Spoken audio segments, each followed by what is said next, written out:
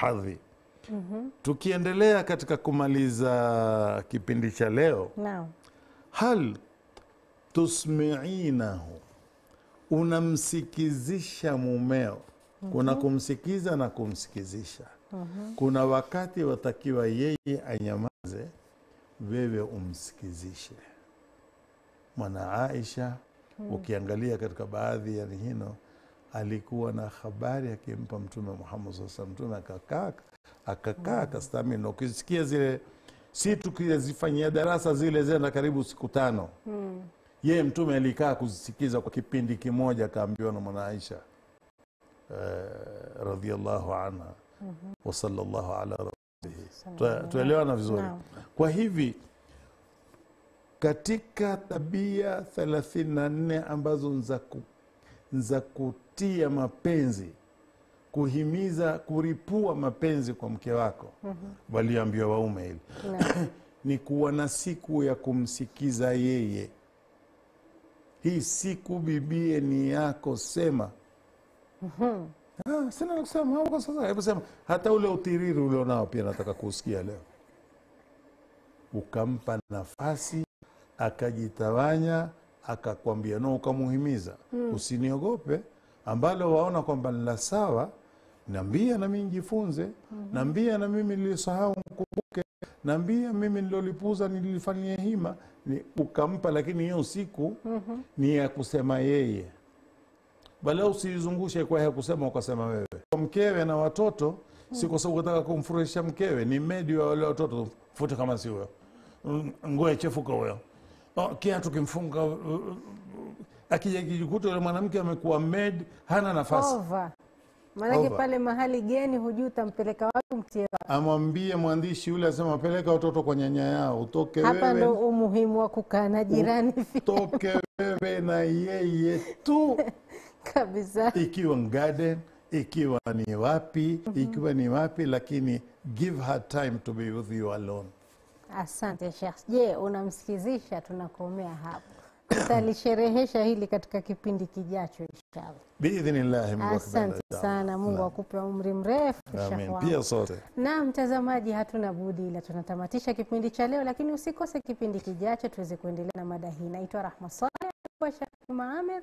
Ma'assalam.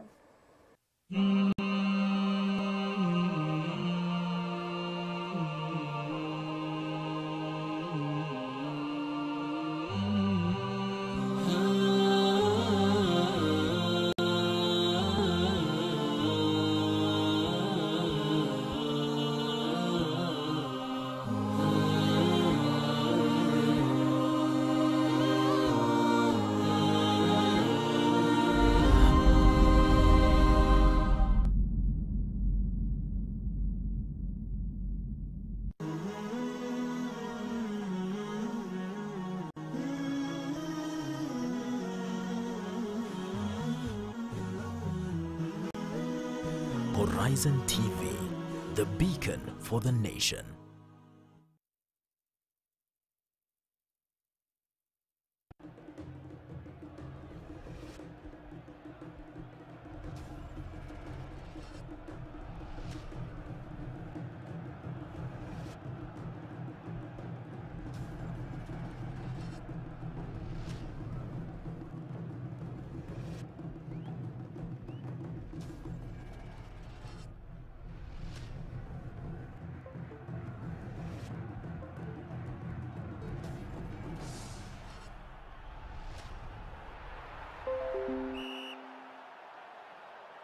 Ahlan wa sahlan wa marhaban mwanasoka wa Horizon TV pale ulipo.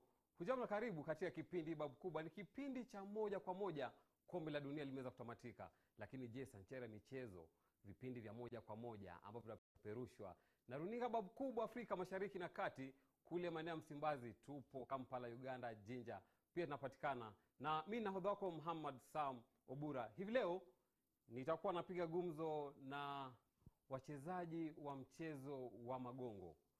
Karibuni katika studio zetu za Horizon TV. Asante. Na kocha, najua tuko nawe katika michuano mingi ya mchezo wa magongo. Labda tu kuweza kutambulisha kikosi ambacho kipo hapa. Labda ni kikosi kipi hichi? Labda ni academy, ni timu ambayo inacheza kwa ligi?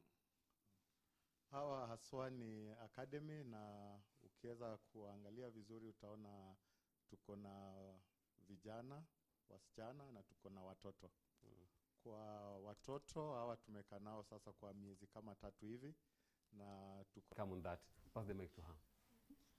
Hi. Hi, What's your name? I'm Whitney Nyabuto. Whitney Nyabuto. Yes. Okay. Okay. For how long have you played hockey? I've played hockey for 9 years now. 9 years. Yeah. Okay. And what is this that you can tell people who have never played hockey? Okay, hockey is a fantastic game. It's a way of you to get out and make good of yourself. Yes. Yeah. Okay. And pass the mic to her. Hi. Hi. Assalamu alaikum. Can you say wa alaikum salam? Walaikum salam. Wow, mashallah. When did you start playing hockey? When I was about 8 years old. Mm-hmm. Yeah. How has the experience been playing hockey? It's been amazing. It's been really good. Once you start, you don't want to stop. What can you advise young ladies there to venture into hockey playing? Well, it's a sport where you get like an adrenaline rush, so it's not boring or like monotonous. So if you're into active things, then hockey is a sport for you. Yeah. Okay, thank you. Hi. Hi. You've played hockey for 15 years? How long? No, about 8 years. Yeah. What motivated you to play hockey? Well, I liked, when I was growing up, I always enjoyed watching sports, playing sports. So I always wanted to like be one of those sports women to like motivate other young people to start playing sports. Who is your role model in hockey? Whoa. We'll come to that. Yeah. Just pass the mic to him. Thank you. Oi, vipi? Papa, You good? I'm good. Umecheza hockey kwa muda upi na nini kilikufanya uanze kucheza hockey? What made me to start playing hockey is that when we were in school, I used to play volleyball. Then our principal decided to do away with volleyball, so and he introduced hockey. So I decided to play hockey. Hockey, volleyball. So you played volleyball again? Yeah. Thank you so much. Can you give him the mic? Hi. Hi, You good? I'm very good. What made you start playing hockey? I was forced into playing hockey You by were my... forced to play hockey. Yeah, and ever since, it's a long story since high school. Mhm. So ever since I joined hockey, it's been like the best thing that I happened think in I'll my come life. to that later. Yeah. Vipi? Poa sana. Mambo? Poa. Shega? Shwari? Eh. Kwa sasa unacheza hockey. Naam. Unajulikana kama mpira wa magongo. Naam. Mbona kama mpira wa magongo pasi na mchezo mingine, soccer, handball, volleyball? Hockey is a very fantastic game compared to the other sports. You know, the other sports, like everybody plays football, other games. So I decided just play this hockey game. Yeah. Now, thank you so much. And the last guy, 5 years from now, where will you be with this? 5 years from now, I'm out of the country, either Argentina or Netherlands. Na bila shaka ni kikosi babu kubwa ambacho kimeweza kujaja ndani ya studio zetu za Horizon TV, na ni mambo mengi tutakuwa tunazungumzia hapa. Je, kuna tatizo lolote katika tasnia ya mchezo huu wa magongo? Je, miaka ya 80, miaka ya 90, mchezo huu wa magongo ulikuwa na umaarufu sana humu nchini. Kwa tunaona kwamba wachezaji pamoja na mashabiki walikuwa nafurika katika uwanja kuweza kushuhudia ngarambe ya mchezo wa hockey, na tutakuwa tunakuja hapo baadaye. Lakini kwa sasa acha tupate taarifa yake Muhammad Chakombo, ambapo vijana wa St Anthony, hii ni shule ya wavulana, waliweza kushinda mashindano ya taifa ya kombe ama ya dimba la Copa Coca-Cola, na vile vile vijana wa Moi Girls na Ngili wakaweza kuibuka washindi katika upande wa wasichana. Shakombo Muhammad na kina cha taarifa hiyo.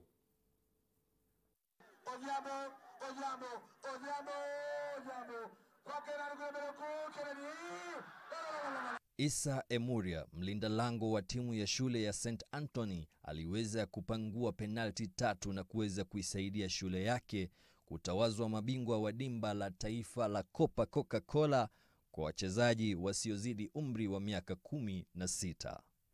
Waliweza kuwachabanga St. Peters kwa magoli 3-1 baada ya kusajili sare ya kutokufungana kwenye muda wa kawaida. Christopher Raila, David Leona na Rashid Issa walihakikishia St. Anthony ushindi katika mashindano hayo, naye Brian Bithe akaweza kufunga goli la kipekee kwa timu ya St. Peters. Football is just like that. You know, as a coach, you have to know how to deal with your dignity, a lose, draw or a win. So we lost yesterday, but we didn't give up because, you know, I had some 2 stones, you know, for under 19 and under 16. But I said, whatever will come, I will appreciate. We lost yesterday. I even told my under 19 to not lose hope. They went back and fought for the 3rd place, and they managed to beat Dagoretti 3-0. So here also I'm very happy because the boys played according to the instruction that I gave them, because I knew the opponent, our opponent was too much defensive.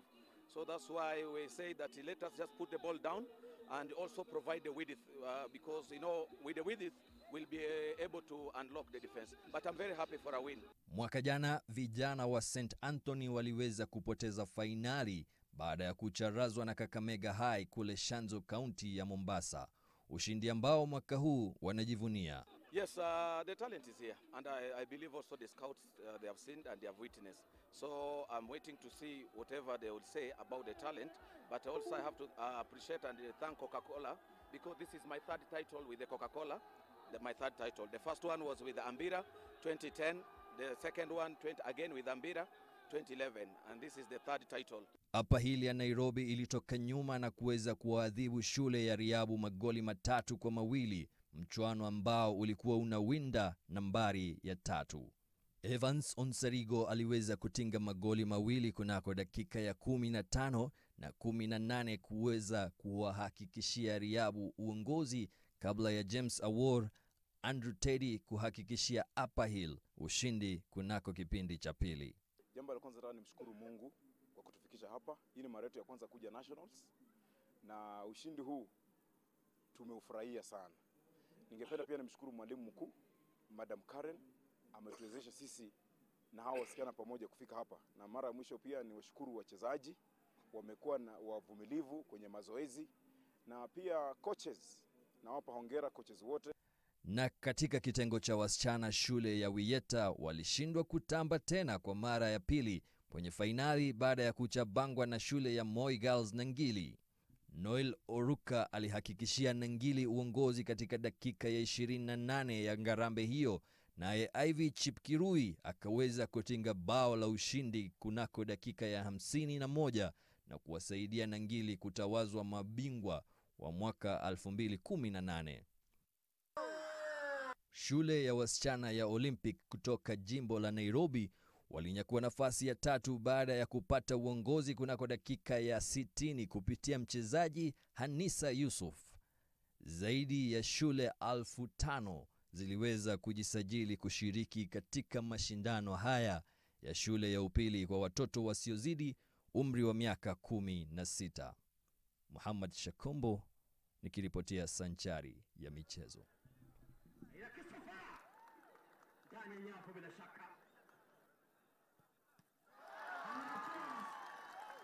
Shukran sana Muhammad Shakombo kwa taarifa hiyo babu kubwa, na tunaweza kuona kwamba vijana chini ya umri wa miaka 16 wanafanya vizuri. Na kocha, tuje katika gumzo letu la leo ambayo tutakuwa tunaangazia mchezo ama mpira wa magongo.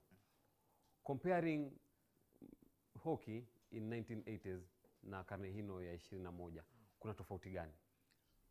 Tukiangalia wakati hockey ilianza Kenya, tunaongea miaka ya 30 hivi, na tulikuwa na timu ambazo walikuwa wanacheza mchezo za kimataifa hadi kiwango cha kombe cha dunia na Olimpiki.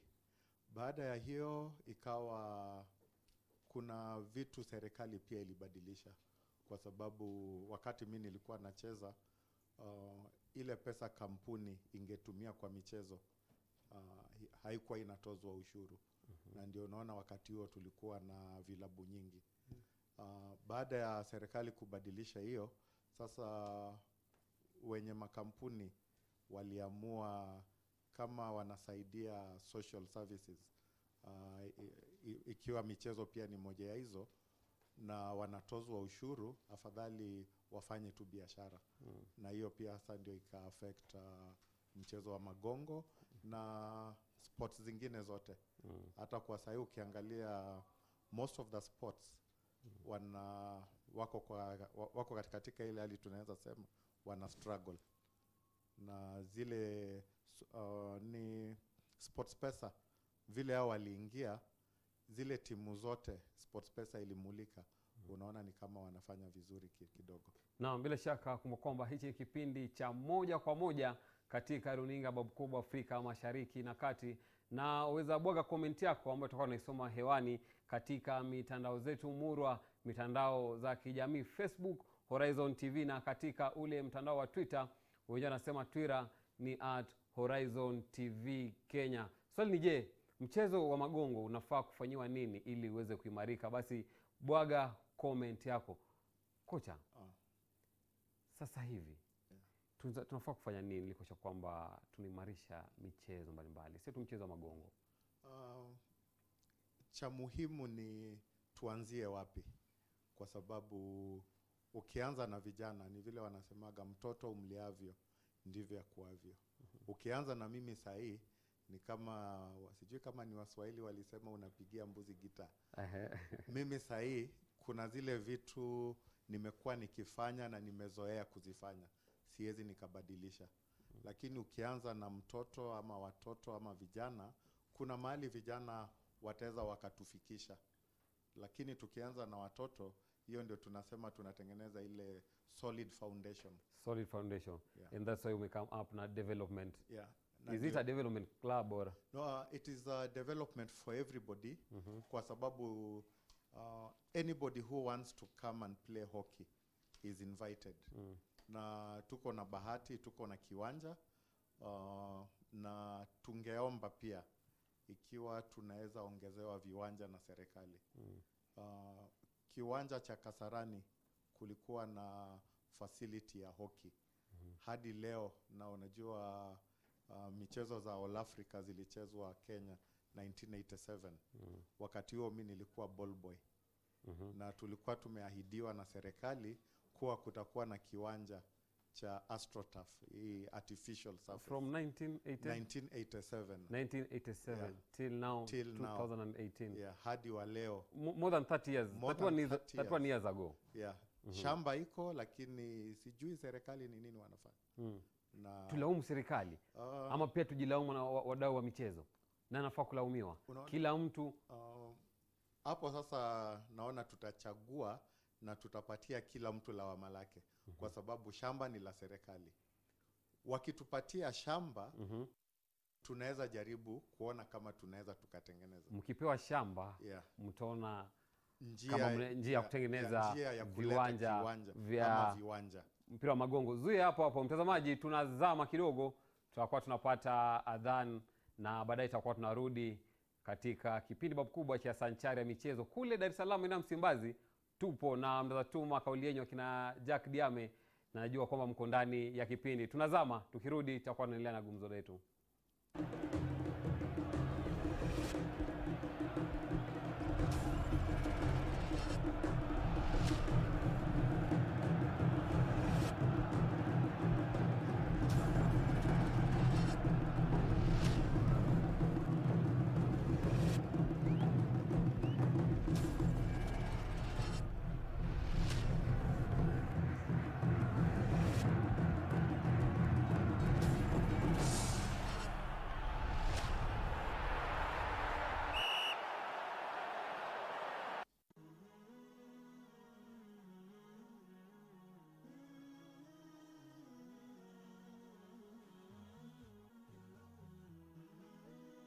Horizon TV, kurunzi ya taifa.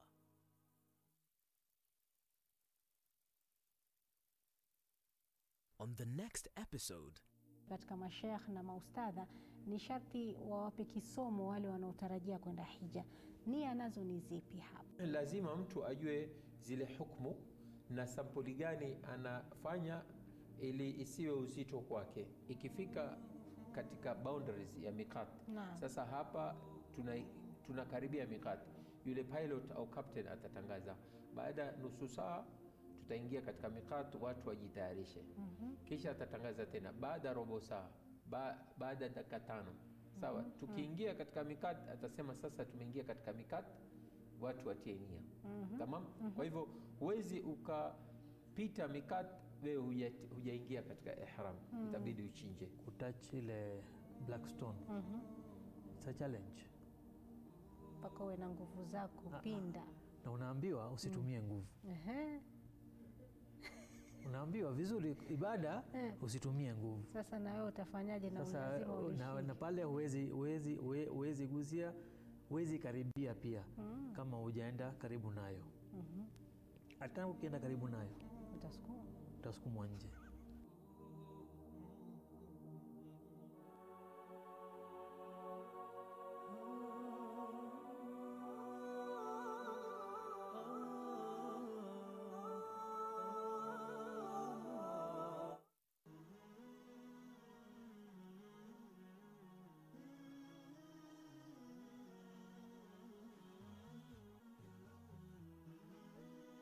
Horizon TV, kurunzi ya taifa.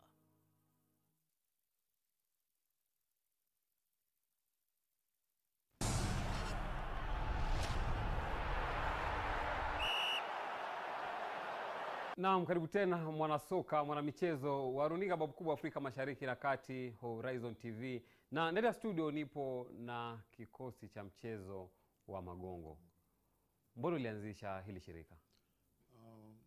Wanasemaga ikiwa kuna kitu umeona na kilikuwa kinafanya kazi, hata wewe ukianzisha ni kama itafanya kazi. Sisi tulianza mchezo wa magongo tukiwa na umri mdogo sana. Hata siwezi kumbuka nilikuwa na miaka ngapi. Hiyo tunaongea miaka zaidi ya 44 hivi, 45. Zaidi ya miaka 44, 45 zilizopita. Zilizopita. Na mtazamaji, ni kipindi cha moja kwa moja ambacho kinakujia kutoka jimbo la Nairobi, katikati mwa jiji kuu la Nairobi, sanchari ya michezo Horizon TV. Na tukitupia macho ligi ya FKF Mombasa Sub-Branch, yani tawi dogo la Mombasa, ni kwamba kuna matokeo ambayo tutakuwa tunayapata. Kama mwelekezi wangu Yasin anaweza kutupa matokeo ya weekend iliyopita. Shukran sana. Na tunaona kwamba Crossroad waliweza kuchabangwa vibaya sana na Wananyuki magoli 4-1. Omax wakaweza kusajili sare ya kutofungana na Haki Africa. Haki Africa ni mara ya kwanza kushiriki ligi hino ya Mombasa Sub-Branch. West Ham wakaweza kunyoroshwa na Magongo Rangers goli 1, goli la uchungu. Wanasema goli la bismillah, goli la tandika tulale dhidi ya Magongo Rangers zao. Boca Junior walianza vizuri, wakafunga mabao 2, lakini Annex wakasema kwamba alama 3 ni zetu, wakaweza kuwachabanga magoli 3-2. Mantubila wakaweza kuadhibu Soweto magoli 3-1. Umba Sports iliweza kuchabangwa na Bandari. Bandari wameweza kupoteza mechi 1 katika msimu huno wa 2018. Bodo Glimt wakaweza kuwanyorosha Berlin mabao 2-1. Nao Ambassadors of Hope waliweza kumaliza udhia wa mechi za wikendi baada ya kuwachabanga Wanderers goli 1-0. Na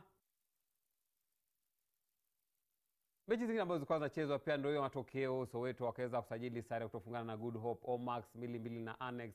Haki Africa vile vile 4-0 walipokuwa wanacheza na Wanderers. Magongo Rangers dhidi ya Ambassadors of Hope 1-0. Bandari Youth wakaweza kuwachabanga West Ham magoli 2-1. Berlin magoli 3. Boca Junior goli 1.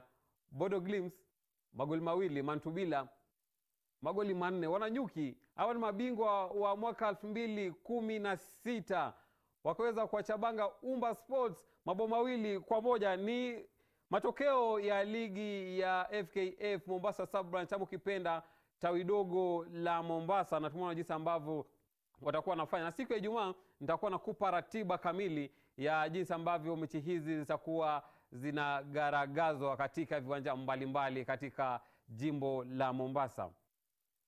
Kocha, ni baadhi tu ya matokeo ya ligi ya mchezo wa kandanda, na napanga kila siku ya Jumatano nitakuwa nasoma matokeo ya mchezo wa magongo. Tukizungumzia mchezo wa magongo, kwa sasa hivi katika taifa letu la Kenya tuna takriban vilabu vingapi vya mchezo wa magongo ambao labda vinashiriki ligi kuu ya magongo nchini? Kwa ligi ya kwanza tuko na vilabu 12, alafu tuko na ligi ya pili wanaume imepangwa mara 2 na kwa wanawake pia imepangwa mara 2. Alafu tuko na ligi ya universities, lakini hiyo iko kando, na tuko na mashule pia. Kwa hivyo vilabu na university tukiwaweka pamoja tuko na zaidi ya 30. Tuzungumzie infrastructure. Najua kwa mwelekezi wangu Yasini Mongela atakuwa anatupa tu taswira ya uwanja wa City Park. Nadhani ndio uwanja wa kipekee ambao uko katika hali nzuri ambao unatumiwa na wachezaji wa mchezo wa magongo, ama kuna viwanja vingine? Ndio uwanja wa kipekee mahali bodi ya taifa inaandaa michezo zake.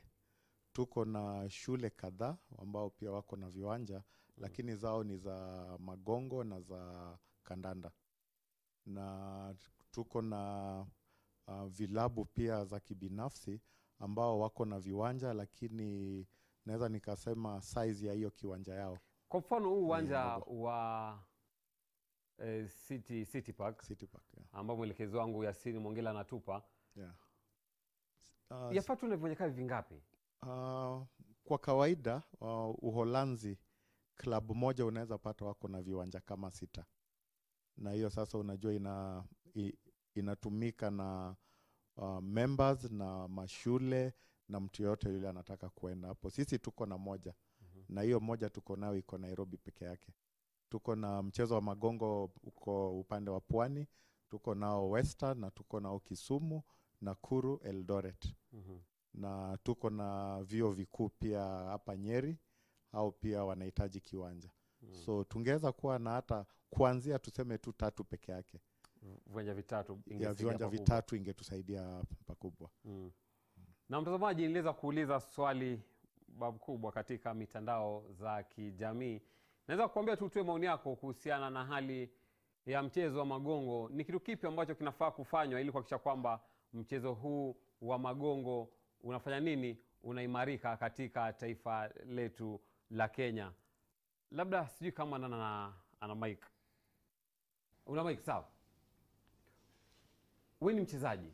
Naam. What is supposed to be done kuhakikisha kwamba mchezo huu unaimarika katika taifa hili la Kenya? First of all, they have to build a pitch, then kitu ya pili ni the facilities za mchezo wa magongo. Alafu pia ni inafaa pia advertisement kwa televisheni, yeah. So tukifanya hivyo basi tutakuwa tunapata matunda jinsi wanasema katika mchezo wa magongo. Na mtazamaji, napata ujumbe kutoka kwa Abdul Halim Brazilian Mohamed. Anasema kwamba nimejaajaa nahodha nasubiri hoki kila haya. Akasema kwamba ujumbe wake, hoki kila school iwe at least na uwanja wa hoki, just the way kuna football pitches, tuanzie chini. Kweli kabisa. Tuanzie chini. Tuanzie underground. Kule mashinani. Tuanze viwanja. Tatengenezaje? Labda mimi naweza kuanza kutengeneza kiwanja lakini sina uwezo. Nikimbilie wapi? Tunaweza sema hockey sio eti lazima ukue na hiyo kiwanja ambao itakuwa na very expensive. Sisi kama hii development program tunatumia City Park, na kuna vifaa ambao tumewahi kupewa. Tukipewa hizi vifaa, our first priority ni kuzituma huko mashinani. Na ndio ukiangalia vizuri utapata timu za nje ya Nairobi zinafanya vizuri sana kwa national school games. Ni kwa sababu huko wanaweza wakaconcentrate vizuri zaidi. Hapa tuko na kiwanja moja na kila mtu anataka kuitumia. Na sisi tumepewa slot ya Saturday asubuhi, lakini ingewezekana tuwe na viwanja vingi, ingekuwa rahisi sana. kwa sababu coaches tuko nao wa kutosha na wote wamejitolea kujaribu kuona mchezo wa magongo irudi mahali ilikuwa. Uwanja huu unapatikana vipi? How is it available to the players? Je, mimi nitaka tu kwenda kucheza pale labda na timu yangu, nitapewa uwanja nicheze ama availability ya huu uwanja ni vigumu? There's a process I have to follow for me to get access to the field. There's a process, na ni vile nilikuwa nimekuelezea tuko na timu kama 30. Most hockey teams wanafanya mazoezi jioni. Kwa hivyo in 1 week unaweza ukachukua tu labda timu 7 jioni. Na hiyo sasa utoe weekend kwa sababu tuko na league ambayo inaendelea mpaka jioni. So tuko na siku 5. Tumpe mic mwanadada mmoja, one of the ladies. Okay. Apart from hockey, is there any football match or any game that you participate in? Any game apart from hockey? Since I finished high school, no. Hockey is the only one that I stuck with. Yeah. What is supposed to be done to make sure that this growth in the field of hockey, in the game of hockey? Just support us more, I guess. Because if you think about it, like in Nairobi, how many football stadiums are there compared to the single hockey stadium in Nairobi? Like, everybody knows about football, everybody knows about rugby, but us hockey players are still there, but nobody acknowledges us. Nobody knows you. Why? Who is supposed to be blamed? I guess... Are we supposed to blame ourselves? Are we supposed to blame the government? It's not really anybody's blame per se, but like the public in general rather advertises football over any other sport, followed by rugby, and then hockey is just like down there underneath everything, and nobody really acknowledges us. Yeah. What's supposed to be done then? Just maybe if we had more facilities and we could have more league matches and more exposure, then people would be more interested in watching, and then that way we could grow and people would be more accepting of us hockey players. Kocha, mchezo wa kandanda una umaarufu sana nchini. Tufanyeje ndo mchezo wa magongo uweze kuimarika? Ni vile dadangu amekuelezea hapo, kwa sababu kiwanja ni moja. Hiyo kiwanja ndio mahali kila mtu anataka kuenda kucheza. League zetu zote zinachezwa kwa hiyo kiwanja. Kwa hivyo inamaanisha ikiwa unataka kuona hockey, mahali utakuja kuona hockey ni City Park. Sasa hii tuko na sera mpya, na tulikuwa na ile sera ya michezo ya nyumbani na michezo ya huko nje. So labda hiyo itasaidia, kwa sababu sasa hii ni kama kila weekend utapata kuna mchezo mmoja ama mbili, Kisumu, Nakuru na Western, Kakamega. Hiyo itasaidia, lakini kidogo tu. Tungekuwa na viwanja nyingi zaidi. Na unaona shida ingine tena ni eti ukiangalia the word michezo, ukijaribu kuifafanua zaidi, michezo sio eti mimi naelewa Kiswahili vizuri, but it simply means ni games. Yeah. All sports. Not even sports. Michezo sijui kama hata naweza pata hiyo lugha sanifu ndio niweze kukuelezea. Ni kama jokes. Unaona. Na ukiangalia nchi zile zimeendelea, michezo inaleta pesa nyingi sana kwa hizo nchi. Hadi unapata kuna professional players, wachezaji wa kulipwa. Na ikiwa pia sisi tutataka tuendelee huko mbele, lazima pia tunaweza tukatafuta ile sera ambayo wakati mtu anamaliza shule, akienda university, akimaliza university, hapo ndio mahali unapata vijana wako na nguvu zaidi.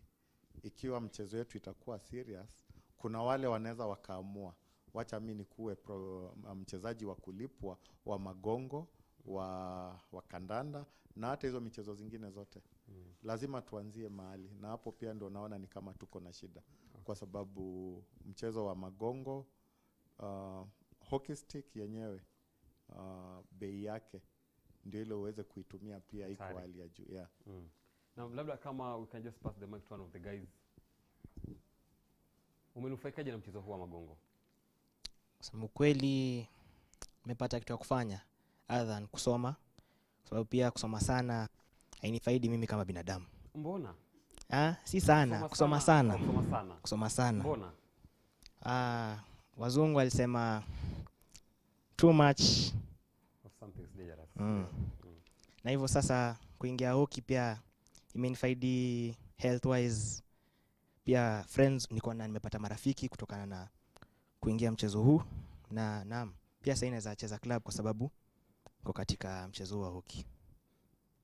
Kocha, kuna changamoto zote ambazo umeweza kukumbana nazo wakati ambapo umeweza kuanzisha shirika hili la kukuza talanta za hawa vijana katika tasnia ya mchezo wa magongo? Kama kuna kitu mimi naamini ni eti tuko na watu wengi wenye nia mzuri, na sana sana sisi huwa tunangoja unaitisha pesa ndio uanze kitu. Kuna ile kitu tumezoea hapa tunasema budgeting. Una budget, unapata ile budget yako ina run into millions, but on the ground hakuna chochote umeanza. Wakati sisi tulianza hii tulikuwa na mipira kama 3 na tulikuwa na hockey sticks 4, tulikuwa na watoto 4 wale walikuja hiyo weekend ya kwanza. Na vile tuliendelea, kwa sababu pia tumekuwa tunatumia mtandao wa Facebook, kuna wale watu waliona ile kazi tunafanya. Nao pia wakaja wakasema tunafanya kazi nzuri na watajaribu kuona vile wanaweza wakatusaidia. Kwa hivyo sisi hatunaga budget. Ile tuko nayo ni ku make sure kila weekend tuko na makocha hapo City Park. Tumewahi kupewa mpira za magongo, tumewahi kupewa t-shirt, tumewahi kupewa goalkeeper equipment kutoka Uholanzi. Na hiyo yote ni kwa sababu waliona kuna kitu inafanyika on the ground.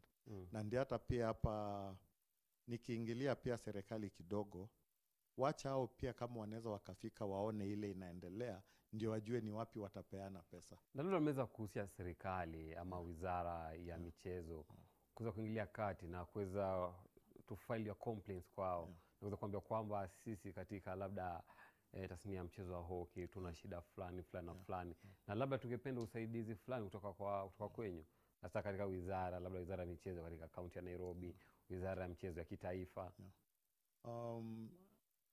National body Kenya Hockey Union, niko na uhakika wamewahi peana presentation zao na budget kwa serikali. Hatujui mbona hiyo budget kawaida huwa serikali hawatimizi. Juu tumewahi kukua pia na changamoto wakati timu ya taifa inasafiri, na tumewahi pia kukua na changamoto wakati wachezaji wa timu ya taifa wanaitwa kukuja mazoezi. Ukisema hivyo, juzi tu timu ya taifa ya mchezo wa magongo iliweza kusafiri, nadhani ni Algeria. Ya Algeria. Na timu ya wanadada ilisalia. Ya timu ya wanadada hawakusafiri. Mbona? Sasa hizo ndio zile changamoto tumekuwa tukizungumzia, kwa sababu mimi ningependelea kitu moja. Ingewezekana ikiwa watu hawatasafiri, kwa sababu mazoezi inachukua muda na watu wako committed, wanaanza mazoezi. Kama unajua hawatasafiri, mbona uambie wasikuje mazoezi? Ndio sasa tujue wakati kutakuwa na labda tournament ndio timu ianze mazoezi. Lakini tumewahi kukua na hizi changamoto hata wakati wangu. Kwa sababu mnafanya mazoezi miezi 2, miezi 3, ikifika wakati wa kusafiri kuenda, mnaambiwa hakuna pesa.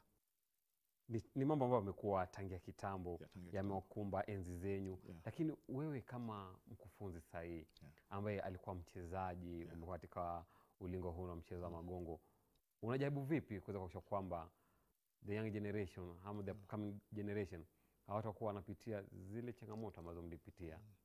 Kwa sasa mazoezi yetu vile tumejaribu kuielekeza, we want to involve everybody.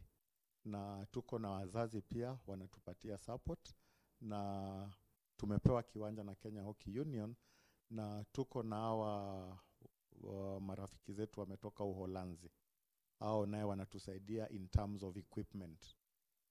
Niko sure wakati labda utaniita baada ya miaka 2, 3 ama 4, nitakuelezea tuko na timu sasa, na hii timu huenda itatufikisha mpaka huko Olimpiki. Na itakuwa timu ya taifa. Na itakuwa ni timu ya taifa. Na timu yote itakuwa inatoka katika development program ambayo mmeweza kuanzisha. Siwezi sema eti wote watatoka kwenye development, but I am guaranteed hata kama sio hii development yetu ya Nairobi, watakuwa wametoka kwa development zingine kwa sababu kwa different counties. Yeah, in different counties. Ambazo tayari mshaanza ama bado? Tayari. Tutakuwa nakuja kuzungumzia hilo swala tukirudi. Na mtazamaji, tunazama tena tukirudi, tutakuwa tunarudi katika awamu ya mwisho ya makala haya ya moja kwa moja ambayo inapeperushwa kutoka hapa Horizon TV, the beacon of the nation, yani kurunzi ya taifa. Na nilizokuambia kwamba uweza changia kipindi hichi kwa kutuma ujumbe mfupi katika nambari ambazo zipo chini ya runinga yako. Hizo nambari utakuwa unapewa, na vile vile katika mitandao za kijamii Facebook Horizon TV, na katika ule mtandao wa Twitter, wengine kule wanasema Twitter ni @HorizonTV Kenya. Nazama na nikibuka nitakuwa naibuka na masala mengi ya michezo, sio tu mchezo wa magongo. Je, wajua kwamba mchezaji yupi aliweza kukabidhiwa mchezaji bora wa mwezi uliotamatika? Usiondoke.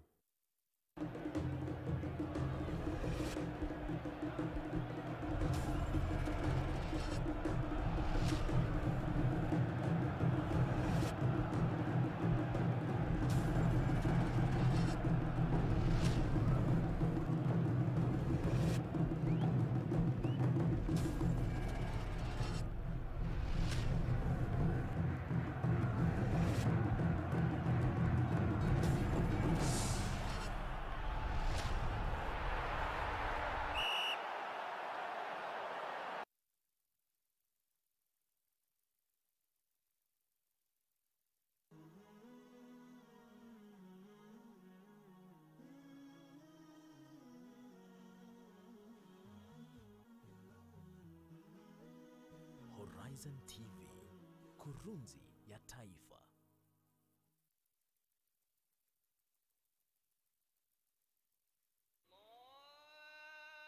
أذكار الأذان يقول مثل ما يقول المؤذن، إلا في حي على الصلاة وحي على الفلاح، فيقول: لا حول ولا قوة إلا بالله.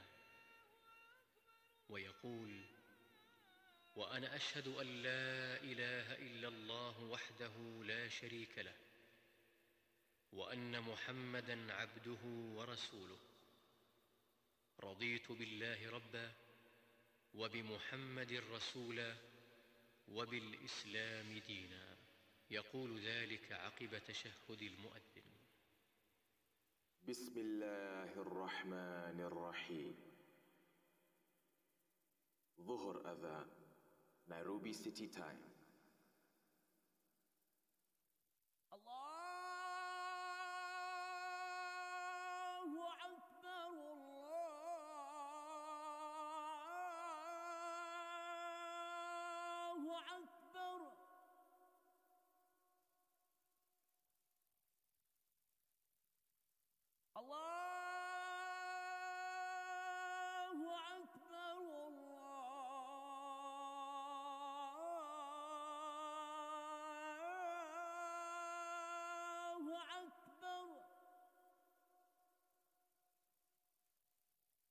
أشهد أن لا إله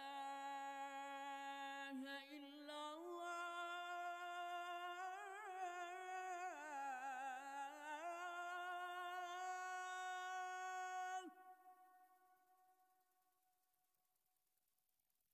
أشهد أن لا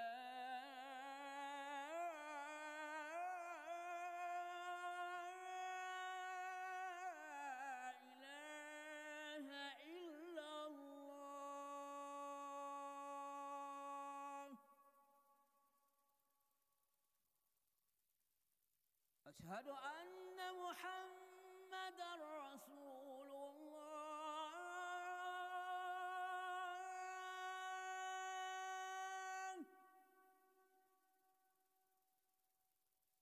أشهد أن محمدًا رسول الله.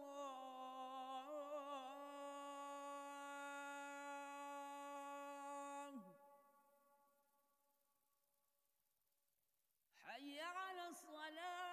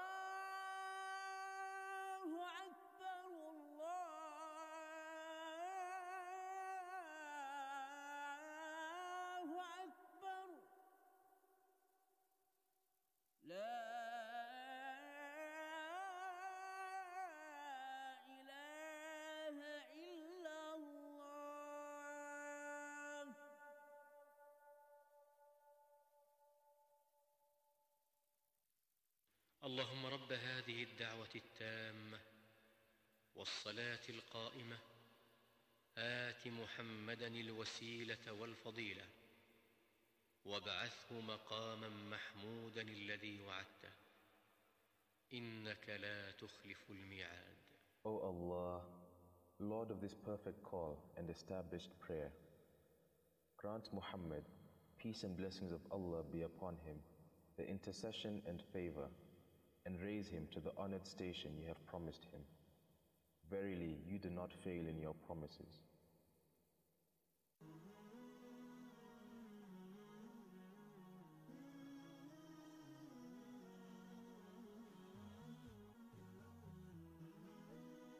Horizon TV, the beacon for the nation.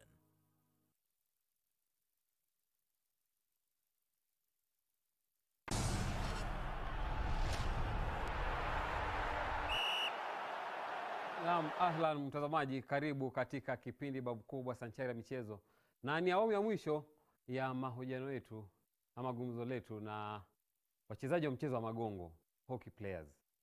Imekuwaje? Umecheza hockey kwa muda upi? Naweza sema zaidi ya miaka 40. Zaidi ya miaka 40.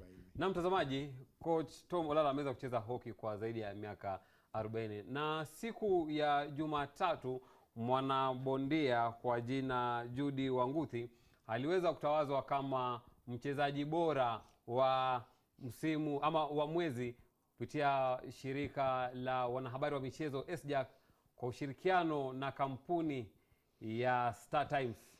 Hebu tupate kauli ya mwenyekiti wa SJAC pamoja na kauli ya mchezaji huyu ambaye alibuka mchezaji bora. The main reason we are here, you see Chris and all these guys, SJAC, the Sports Journalists Association of Kenya, wanaendanga around, wanaangalia venye mna perform, wanaandika stories zenyu, yeah? And then they partnered with us as Star Times, and we said we need to recognize our athletes and how good they perform. And so we started this in July, like Chris said, and we've been recognizing different people. In your field, Zarika was recognized some few months back for what she did. But then now in May, ukaamua kwenda Switzerland, ukachapa mtu mbaya, sindio? And you won the silver super lightweight WC title, yeah? And what SJAC do is they go around and they go to the different sports, from boxing to rugby to cricket to all the sports. And then they take the best performing athletes in that month. Then they go and sit down and rank you. Amongst the, let's say the top 5, what makes you stand out from the rest of the athletes? And in May, when you went to Switzerland and won the super lightweight title, you were recognized as the best sports personality of the month of May.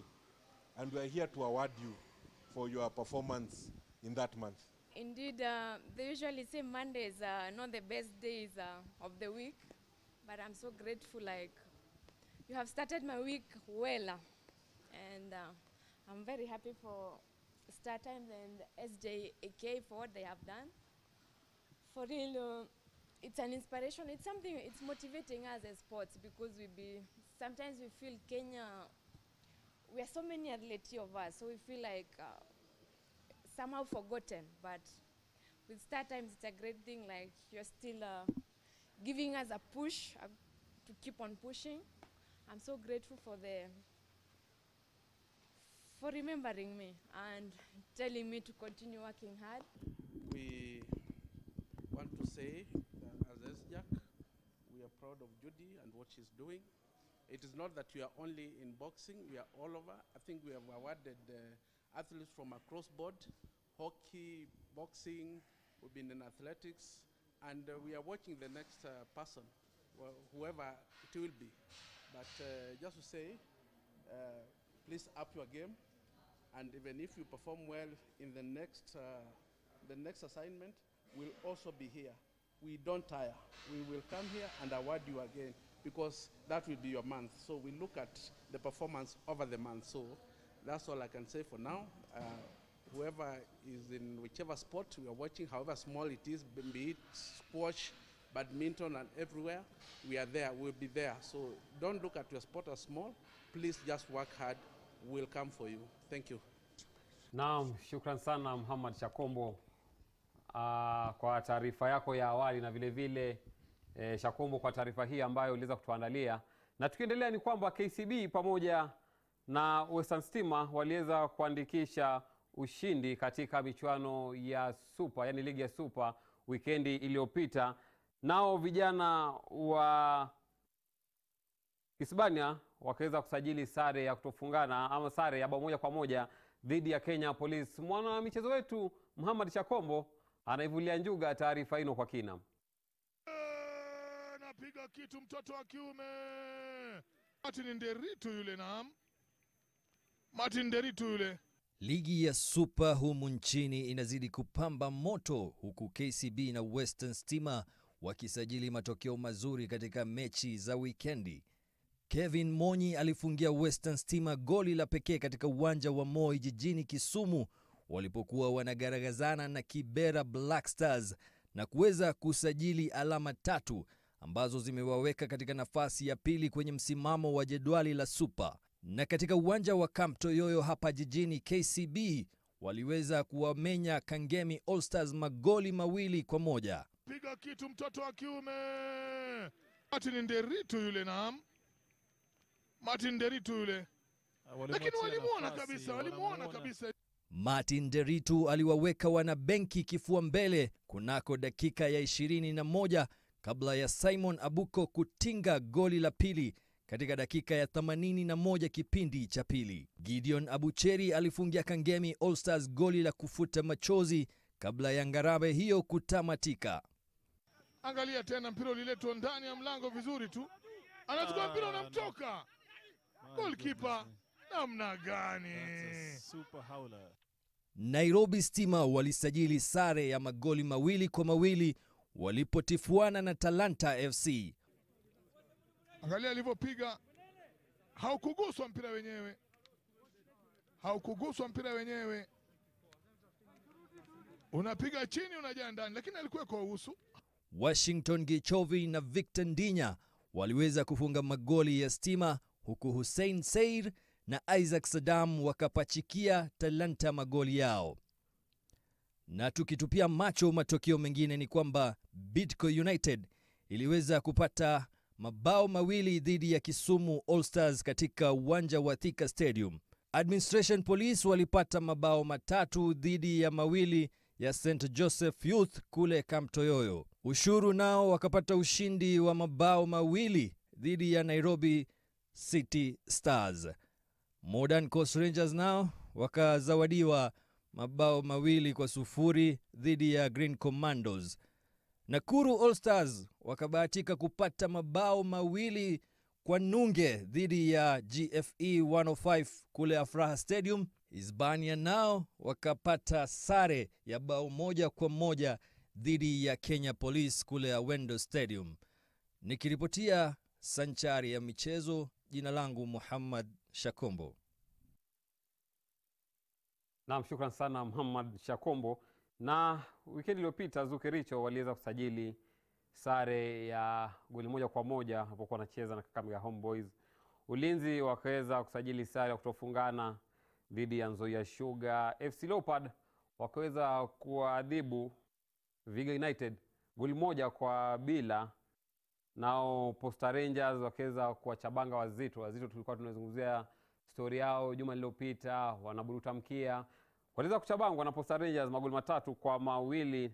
Nao Mathare wakaweza kumenywa jinsi ambavyo Shakumbu anatuambia na vijana wa Sony Sugar kwa magoli 2 bila jibu. Ni matokeo tu ya ligi kuu humu nchini KPL na vile vile ligi ya Super humu nchini. Na studioni nipo na kikosi kikubwa cha mchezo wa magongo. Mambo? Poa. Wewe ni shabiki wa Portugal? La. Mbona unacheza mchezo wa magongo? Nani alikwambia uanze kucheza mchezo wa magongo? Nilianza kwa mtoto mdogo. ndio tukafahamishwa na Moses tukuje tucheze City Park. Mwende kucheza City Park. Ilikuwaje kwa mara ya kwanza kucheza mchezo wa hockey? Ulifeel vipi? Uko uwanjani, umeshika stick, unacheza ball, ilikuwaje? Ilikuwa fun. Na labda kwa watoto wadogo kama wewe, ungependa kuambia nini kule nyumbani kuhusiana na mchezo wa magongo? Naweza kupenda kuambia kama wanataka kucheza mpira, wakuje wafahamu wengine wakicheza ndio wakuwa wakijua kucheza. Utawafunza, si ndio? Ndio. Msalimie mama nyumbani. Mama anaitwa nani? Monica. Msalimie. Mfanye hivi. Sawa. Naam, shukrani sana. Wewe ulianzia wapi? Nilianza nikiwa class 5. Class 5? Ndio. Tangu anza kucheza hockey kwa class 5. Sasa uko class 6. Imekuwaje? Ilikuwa ngumu lakini sasa naona kwangu sana ni rahisi. Nani wewe alikuwa anakuencourage kila siku anakuambia kwamba maze cheza, unaweza kucheza huu mchezo, uweza kuwa star? Kulikuwa na goalkeeper wa Linana School, alikuwa anaitwa Benjamin. Alikuwa rafiki yangu. Wakikuja mazoezi hapo kwa kiwanja. Sasa vile tumekaa hapo vina kikundi, wanatuita tuna train nao. Ndio sasa. Endelea. Ndio sasa tukaamua tujenge klabu yetu. Na pale vile nyumbani kuna wale vijana wenyewe wanakuambia hii mchezo mimi sikacheza jinaumizana. Kimi naambia kama uko na uoga ndio utaumia, lakini kama una uoga hauwezi kaumia. Na bila shaka ananiambia kwamba kama una uoga utaweza kuumia katika mchezo huu wa magongo, lakini kama hauna uoga basi utakuwa unaumia. Hebu tuonyeshe kitu ambacho unaweza fanya na mpira, skills kidogo. Nyingine. Ni tajriba huyu mchezaji. Santa, Na unaweza? Hebu tuonyeshe na tuone. Songa hapa hivi. Sawa. Kocha, mpira mpigwaje hivi? Ni technique gani? Ni technique tunaita ni dribble, na sana sana ni ya kutupa mpinzani wako upande mwingine na wewe unaenda upande mwingine. Na wakianza kwa hii umri ni vile tunasema ukianza mapema. Hawa wakifika umri wa 16, 17 watakuwa hata wanaweza wakachezea timu ya taifa. Na sio yetu peke yake. Hata timu lolote la taifa. Kwa sababu wameanza mapema na wanajiamini wakiwa bado ni watoto. Kocha, si tu katika mchezo wa magongo lakini katika michezo yote katika taifa letu la Kenya. Tulipanza awali kuambia kwamba katika miaka 80, 90 na hali Januari kidogo viwanja vyetu vilikuwa vinajaa. Sasa hii timu ya Kogalo na FC Leopards wanaweza kuwa wanacheza katika uwanja wa Kasarani Nyayo. Yanga na Simba wanacheza katika uwanja wa Taifa kule Tanzania. Manchester United na Chelsea wanacheza kule Old Trafford. Mimi tena kwa TV naangalia mechi. Mbona? Ukiangalia vizuri, kwanza wacha niwashukuru HorizonTV kwa sababu mumetumulika, na niko na uhakika kuna watu wengi wameona na watajua mchezo wa magongo. Cha pili ni kabla tuanze kuona hizi mechi kwa TV, wale watu wanazipeperusha, kuna vile wanaangalia mlango ama mlengo wa biashara, na kuna ile pesa pia wanagaramia.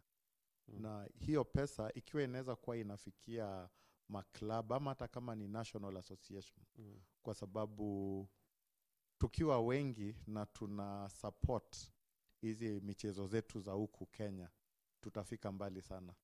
Lakini shida yetu ni eti tuna support hizo timu za ngambo kwa sababu kuna vile mwelekeo wao umechukua. Ikiwa ni t-shirt ya Man U, utaona watu wengi wako na hizo t-shirt. Na hiyo pesa kuna vile kuna percentage kidogo inafikia Man U. Ni vile sisi hatuwezi jua ni percentage gani. Hata pia sisi tukiweza pewa support. Kwa sababu mahali tunaelekea, ukiangalia afya, ukiangalia michezo zinapelekana pamoja. Na ukiangalia hii sasa sijui kama nitaelekeza lawama wapi. Mimi sijawahi ona mnyama yule anatema mtoto wake. Hujaiona mnyama yule? Serikali yetu imetema watoto. Hujaiona mnyama yule ambaye anatema mtoto wake? Mtoto wake. Kauli nzito hiyo, maneno ya mafumbo. Na mwelekezo wangu Yasin Mwongea anaweza kwamba nahodha, tuna muda mchache tu kuweza kutamatisha kipindi hichi babu kubwa cha sanchari ya michezo. Your advice, what can you advise youth out there to participate in different sports? For me, I've played sports as myself when I started at 13.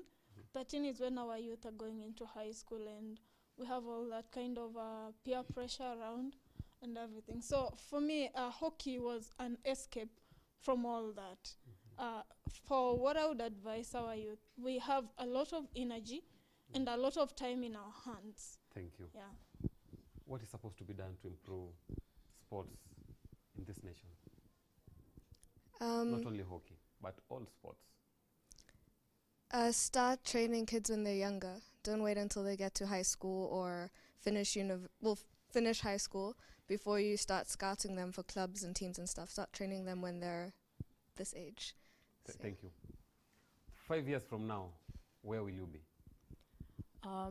Hopefully I'd be playing for like the national team or playing for Kenya, because I'd be of age by that time. Yeah. Thank you. Vipi?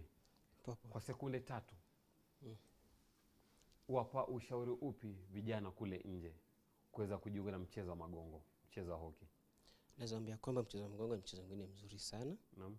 Na ningependa tu ajiunge nayo kwa sababu mtu akicheza mchezo wa magongo hivi, hata si mchezo wa magongo, mchezo wote tu anaweza epukana na ile vitendo vya vijana. Naam, shukran.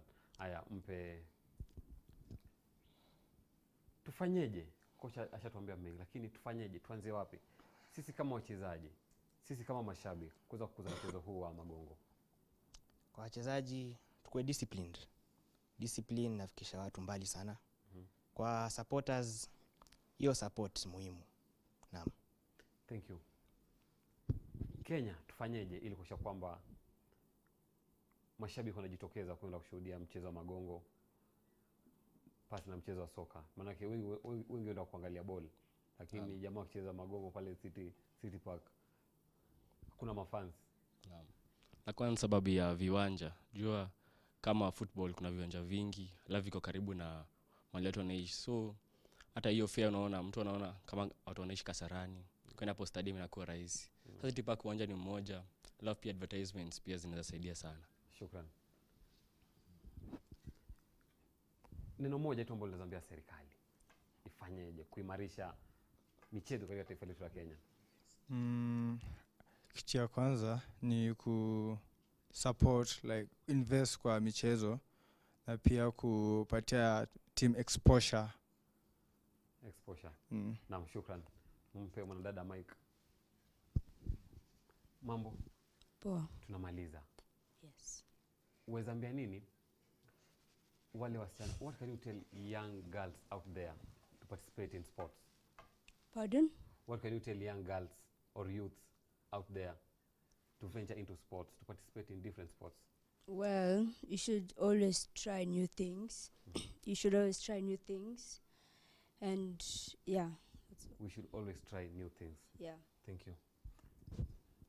Haya. Nomazana, wewe hujaongea, si ndio? Au ulikuwa umeongea? Salamia mama nyumbani. Mama anaitwa nani? Mama anaitwa nani nyumbani? Meria Dhiambo. Wewe ungependa kwa wapi? Ama ungependa mchezo huo wa hockey ukufikisha wapi? Mchezo ni mzuri. Discipline ndio kitu cha kwanza. Na naomba hata huko choto ndo mtaweza tukafika hapa. Asante sana. Mambo? Poa. Mazee tumemaliza.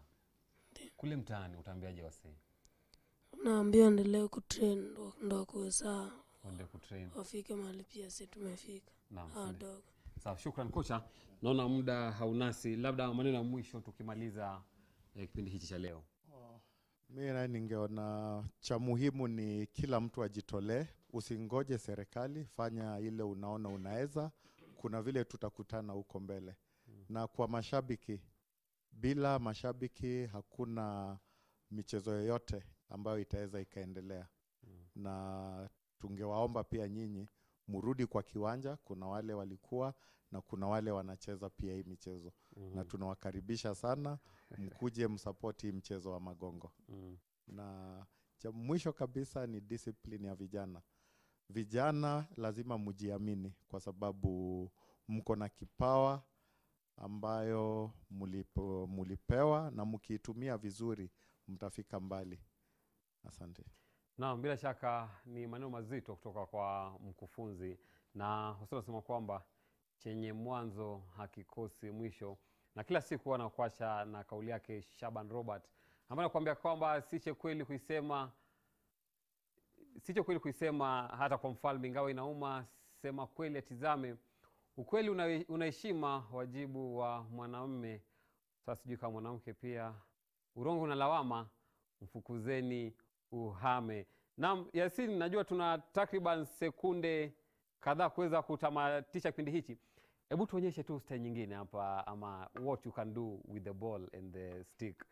Hapa tu mbele. Ni mchezaji Yasin, mchezaji huyu baada ya miaka 4 atakuwa anachezea timu ya taifa, na anafanya tu mambo yake jinsi ambavyo wanaonyesha ubabe wake kwa kule uwanjani. Na ni mchezaji ambaye ana tajriba, miaka 2 ameweza kuwa superstar, na anahangaisha wapinzani wake wakati ambapo wanapatana katika michuano mbalimbali katika uwanja wa hockey ama uwanja magongo hapa jijini Nairobi, katika kaunti hino ya Nairobi. Kama utakuja huku njoo, bila shaka njoo. Asante sana. Asante sana. Ameweza kufanya mambo makubwa sana ambayo hata nahodha hawezi kufanya. Nahodha hajui kucheza mpira, lakini nitajifunza. Kocha, nitakuja uwanjani niweze kujifunza kidogo. Ama shachelewa? Bado, lakini sasa unaweza ukatusaidia upande wa management. Upande wa management. Bila shaka kocha ashasema. Naam, hadi hapo nitakuwa namaliza uhondo wa leo. Kimekuwa kipindi babu kubwa Sanchera michezo, na nitakuwa nakuletea msururu wa vipindi vya moja kwa moja katika runinga yetu ya Horizon TV kila siku ya Jumatatu, Jumatano na Ijumaa, na kipindi hichi kitakuwa kinakujia hewani kuanzia mwendo wa saa 11 hadi saa 12 Maghrib. Tupatane siku ya Ijumaa ndani ya kipindi hichi babu kubwa Sanchari ya michezo. Nikikuaga kwa sasa, lakini nakwambia kwamba zidi kuganda kama kiganda ndani ya runinga ya Horizon TV. Maana ukitoka utakuwa unapitwa na mambo mengi, vipindi bomba pamoja na mawaidha mazuri ya mashehe mbalimbali. Kutoka kwangu nahodha na kuaga kwa sasa, nikwambia siku ya nyani kufa miti zote uteleza. Na nimeenda.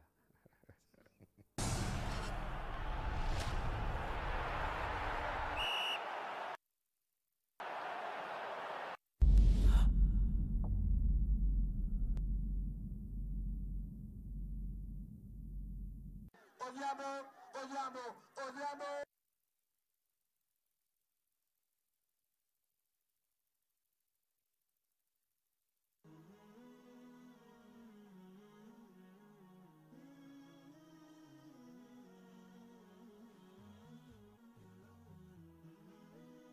Horizon TV, kurunzi ya taifa.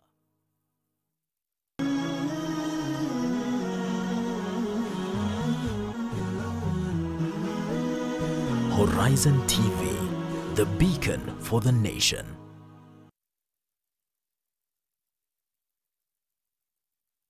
Nachukua fursa hii kukaribisha katika kipindi chako cha kila wiki. Neno hili fikhi ni ufahamu, yani kufahamu kitu. La jirani ni lipi, la mkubwa ni lipi, la mtoto ni lipi, la usiku ni lipi, la mchana ni lipi. Hiyo ndio yaitwa fikhi. Dini hii ya Uislamu kila kitu hatutafuti popote. Kunywa maji atakavyo Mungu. Kwa nini Mwenyezi Mungu ameharamisha nguruwe? Akamwambia, kwa nini Mwenyezi Mungu, mbona hujauliza Mwenyezi Mungu kwa nini amehalalisha mbuzi? Mwenye kula nguruwe ni mtu kuwa hana wivu. Uislamu umekuja umekamilika. Hata wadudu watafuta amani, hawataki kuudhiwa na wao pia. Wala Uislamu haukuja kuwaudhi hata wadudu, ni makosa.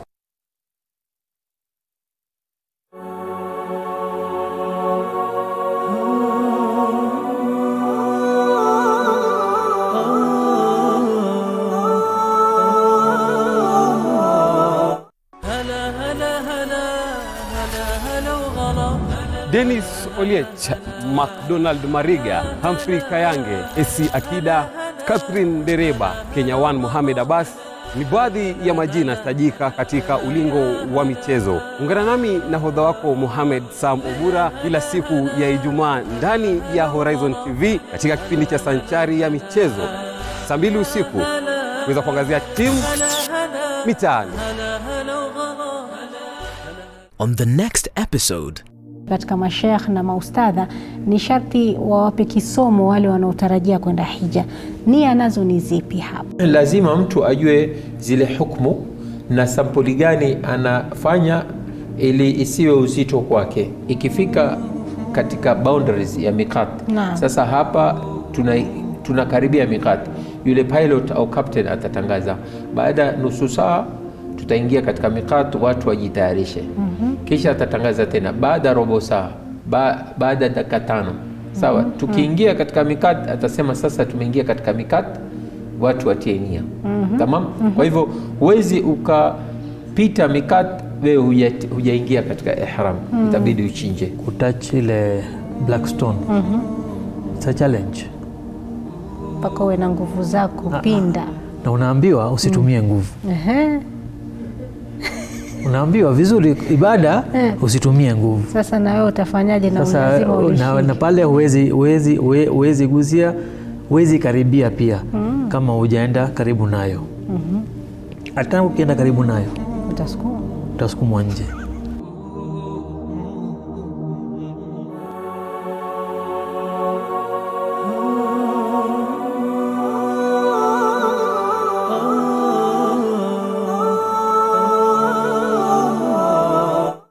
On the next episode, leo mtu unampata anakuhadithia kabisa kwa maana mimi na miaka 10 bwana sijapata mtoto, lakini nilikwenda katika kaburi la wali fulani akiitakidi kwamba aliyekufa ni wali, aliyezikwa ndani ile kaburi ni wali. Nikaenda pale nikamuomba nikamlilia na alhamdulillah nimepata mtoto. Amesahau kwamba wakuombwa ni Allah subhanahu wa ta'ala. Na hata kama ulipata mtoto, yenda ikawa ni Allah subhanahu wa ta'ala anakupatia mtihani ili wewe uzidi kupotea. Na ndio hali iliyopo leo. Leo baadhi ya watu hawawezi kufanya jambo ila mpaka waangalilie kwa waganga. Wao hawawezi kufanya jambo lolote ila lazima waangalie majini wanasema nini. Hawa ni baadhi ya Waislamu. Na haya ni mambo ambayo tumekutana nao, tumekumbana nayo, na mambo yapo katika mujtamaa ama katika society ya Waislamu.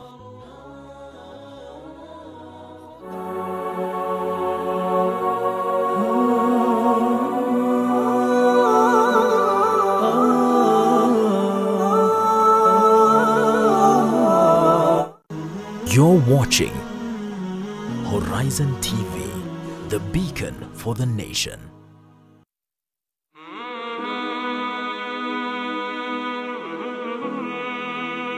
إن الحمد لله نحمد ونستعين ونستغفره ونعوذ بالله من شرور أنفسنا ومن سيئات أعمالنا.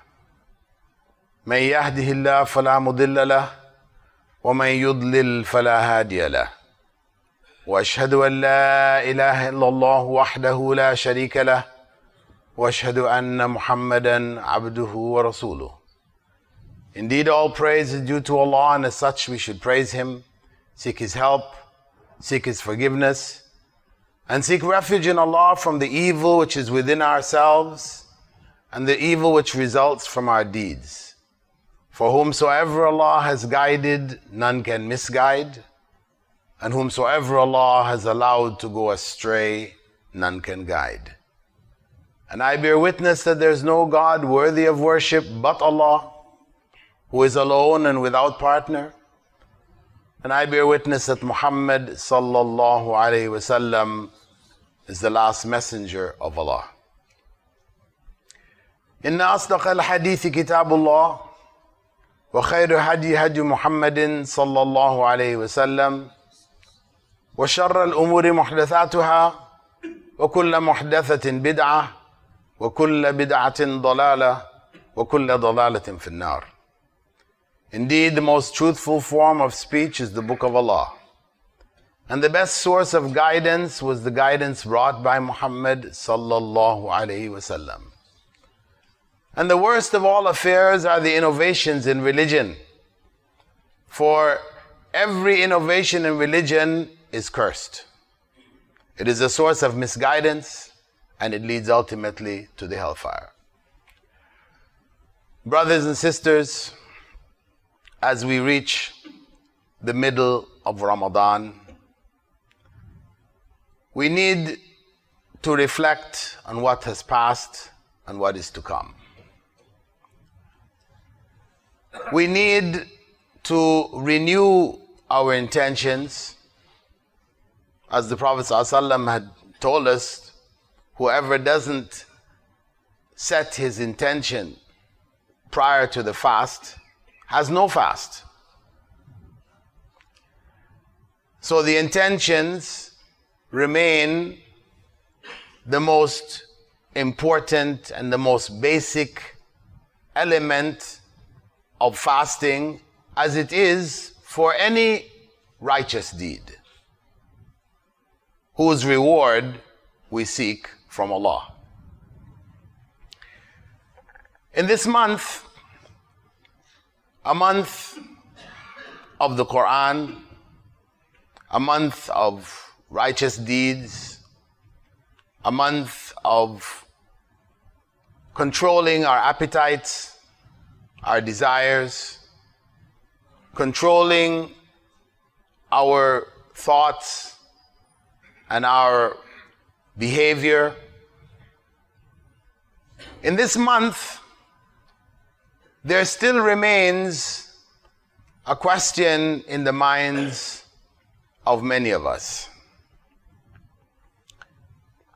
How to increase our Iman? The most common question I receive from Muslims from all around the world: my Iman is low. It's going down. How to increase my Iman? And it is, of course, a question which should be important to each and every one of us. Because for us to die in a state of low Iman is very dangerous. That is a very bad sign for what is to come. Ideally, the best way to die is to die in a state of high Iman, when Iman is at its peak. This is the state we want to be able to leave this world in. We should be striving to leave this world in that state. And for many of us, this issue of increasing Iman seems so complex, so difficult, so philosophical, so complicated that we can't find the means ourselves. When in fact, the Prophet ﷺ said, Ad-Dinu Yusr. Religion is easy. It's not complicated.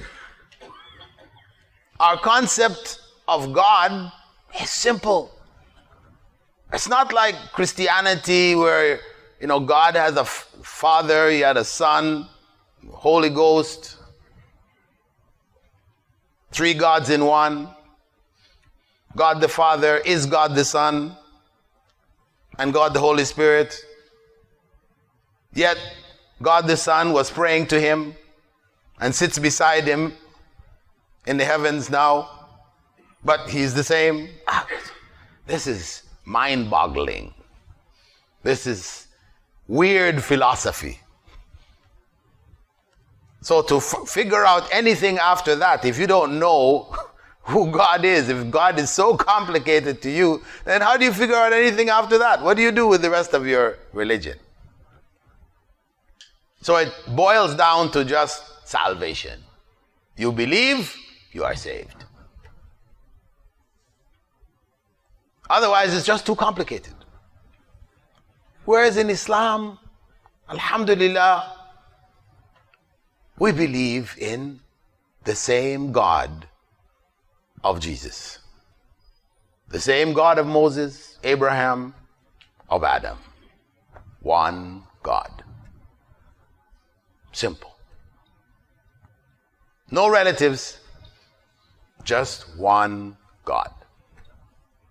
And He is the only one that we worship.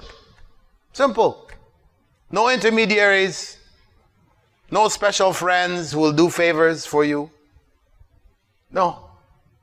You have to go to Him directly. That's the simplicity. Ad-Dinu Yusr. It is simple to understand. Its principles are made simple by Allah subhanahu wa ta'ala because it is the truth. The truth is simple. The truth is self-evident. It's not complicated. So when we go back and look at the issue of how to increase my iman, especially in these times where we have so many challenges, whether political or social, ideological, economical, whatever, so many challenges. The solution remains the same. It doesn't change. What it took to increase iman in the time of Prophet Muhammad ﷺ, in the time of Isa alayhi salam, in the time of Musa and the Anbiya alayhimus salam, is the same thing it takes to increase iman now. Our times are not special. No more special than they were in the time of the Sahaba or the time of Prophet Isa, etc. The formula is a very simple formula.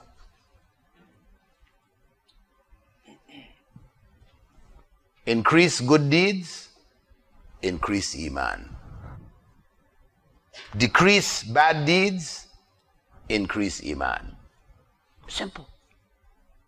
You want to increase iman? Do more good. Give up evil.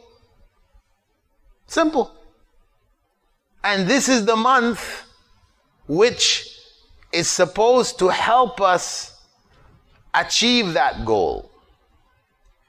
To help strengthen that awareness and consciousness that we live in an environment where there is plenty of opportunity to do good, where there's plenty of opportunity to give up evil. It is there. Wherever we are, that opportunity is there for us. Simple formula. Do more good. So, how do we turn that into practical terms? Very simple. When we get up in the morning or at the time of suhoor, we think about some good we can do today. What happens is that we just make the suhoor, we eat, we go pray, and we go to sleep, and then we go to work, and blah, blah. We don't stop to think, what good can we do today? No, we say it's automatic, there should be good somewhere, somehow, we should be able to, but, as they say, if you fail to plan, you plan to fail. Simple. If you fail to make a plan about doing some good, then the likelihood is you become so busy with all of the requirements of your job situation, you're out there and all the things that are going on around you, you forget it. Then comes iftar and you say, I didn't do any good today. A day is gone. A day which we can't bring back. It's gone. We missed the chance. So, it's very simple. And even if you missed it at suhoor, it doesn't mean it's gone all day. As long as we haven't hit iftar, we still have the chance. So, that is something we should take away from today. On our way back home, when we get back home, think, reflect, what good can I do today? What good deed or deeds can I do today? And a good deed, of course, is not necessarily a deed which is good for us, because we don't judge things simply by whether it's good for us or not good for us. Right? We judge things according to what is pleasing to Allah. Simple criterion. That's what the real good is. Real good is whatever is pleasing to Allah. So, we just have to reflect on something we can do today. Maybe even plan for the days to come. To start something that you can do regularly every day, that's wonderful. That's the best kind of good deed. Not one every day you have to sit and think at suhoor, but one which you have thought out, you put it in place, and every day you're there doing it. Good deeds. Very simple. And of course, among the good deeds of Ramadan is the reading of the Quran. It's one of the good deeds. Now, Prophet Muhammad ﷺ didn't say to us, you need to read Quran in Ramadan. He didn't say to us, if you read the whole Quran in Ramadan, you will get this reward, that reward, a house in Jannah, etc. No, he didn't. No hadith like that. If you heard it, you know it's false. It's fake. No such hadith. He revised the Quran in Ramadan with Jibreel. But Allah connected the two. شهر رمضان الذي أنزل فيه القرآن.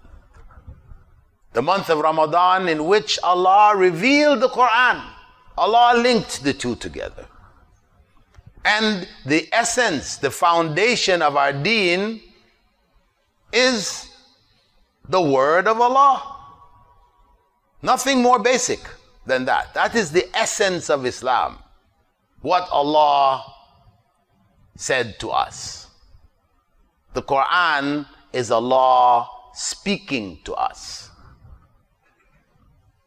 And we need to understand the Quran that way. It's not a storybook. A lot of non-Muslims, when they pick up the Quran, they start reading in it. They find it's going here, there, and everywhere. This book is confusing. As it's translated, obviously. It's confusing. It's not a real book.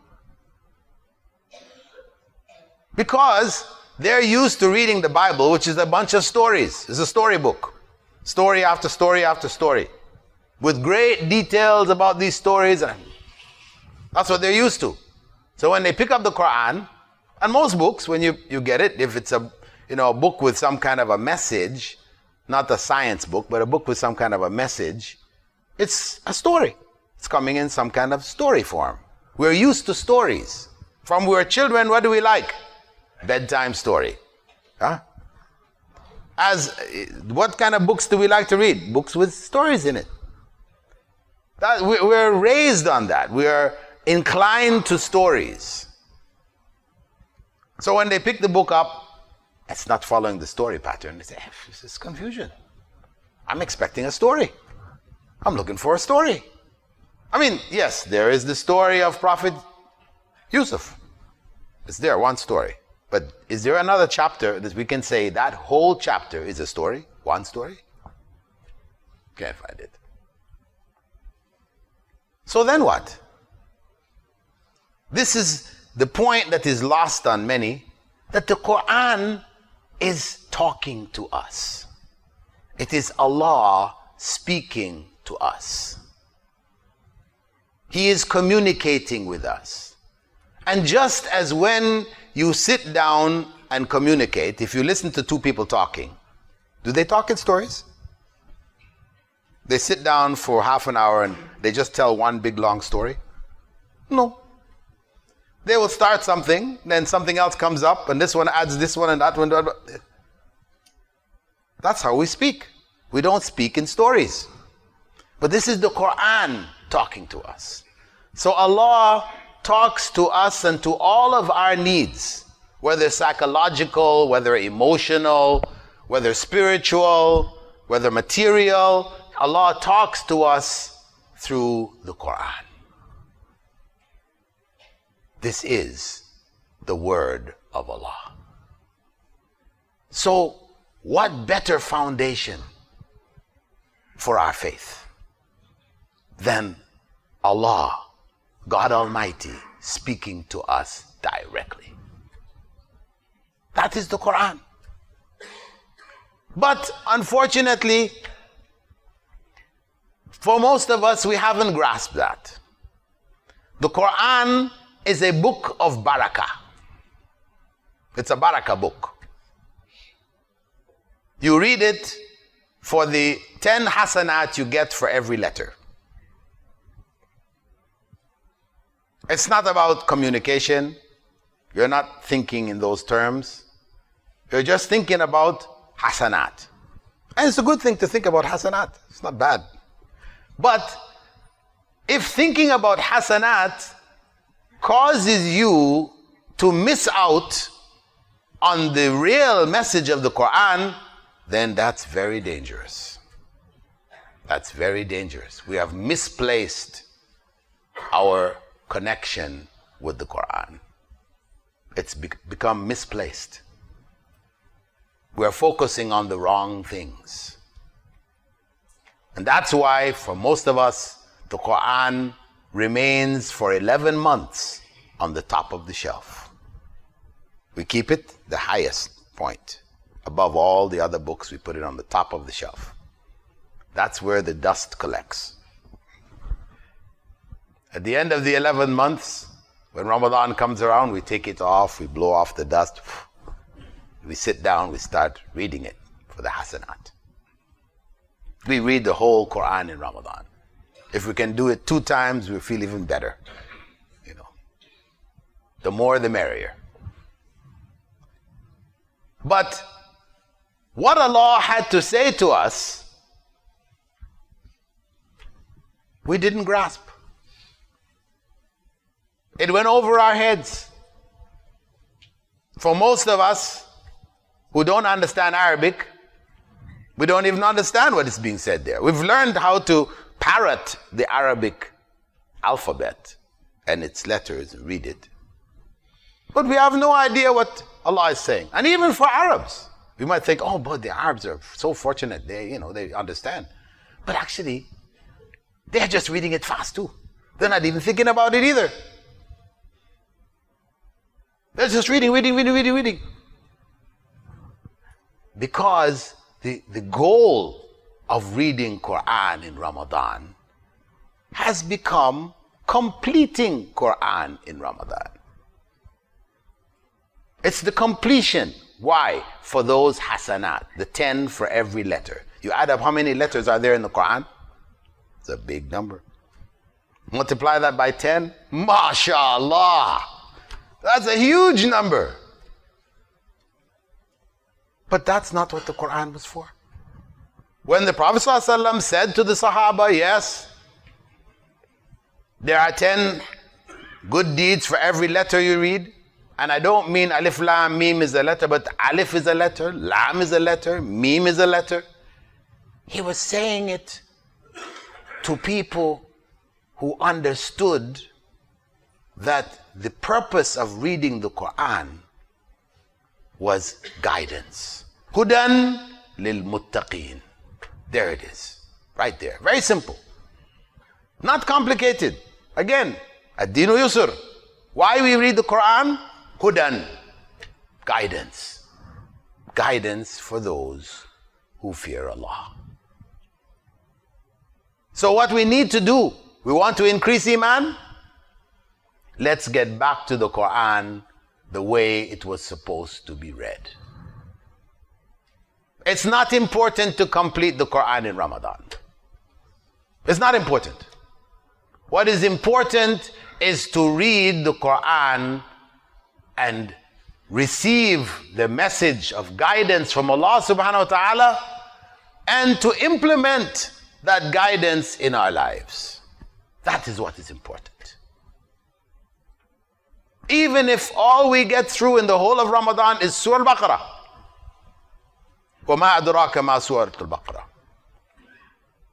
If that's all we get through, know that if we have gotten through Surah Al-Baqarah, understanding what Allah has said in it, trying to apply what we understand of it, we have achieved a great goal.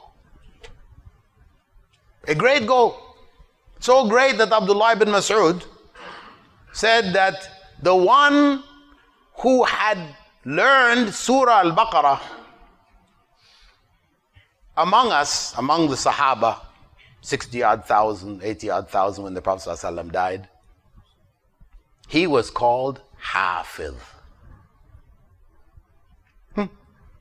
He was called Hafiz. Today, if you call somebody who learns Surah Al-Baqarah Hafiz, people say, A'udhu Billah. That's sacrilege. The Hafiz is the one who has memorized the whole Quran from Fatiha to Nas. That is Hafiz. Don't call anybody else Hafiz. That is the attitude people would have today. But that wasn't the understanding of the Sahaba. The one who had learned Surah Al-Baqarah was called Hafiz. Because Hifz didn't mean simply memorizing. Hifz didn't mean memorizing. The Prophet ﷺ said what? خَيْرُكُمْ مَنْ تَعَلَّمَ الْقُرْآنَ وَعَلَّمَهُ. The best of you are those who learn the Quran and teach it to others. We turn that into another statement. خَيْرُكُمْ مَنْ حَفِظَ الْقُرْآنَ وَحَفَّظَهُ. The best of you are those who memorize the Quran and make other people memorize it. These are two different things.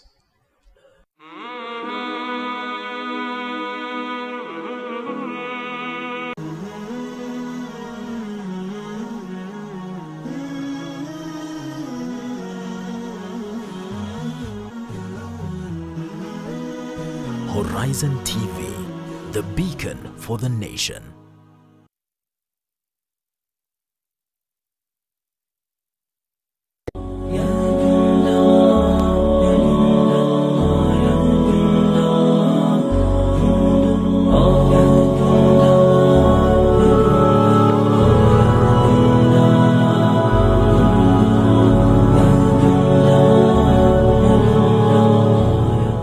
Assalamu alaikum. Hujambo mtazamaji na karibu katika kipindi cha ripoti Horizon. Jina langu ni Ibtisam Jamal.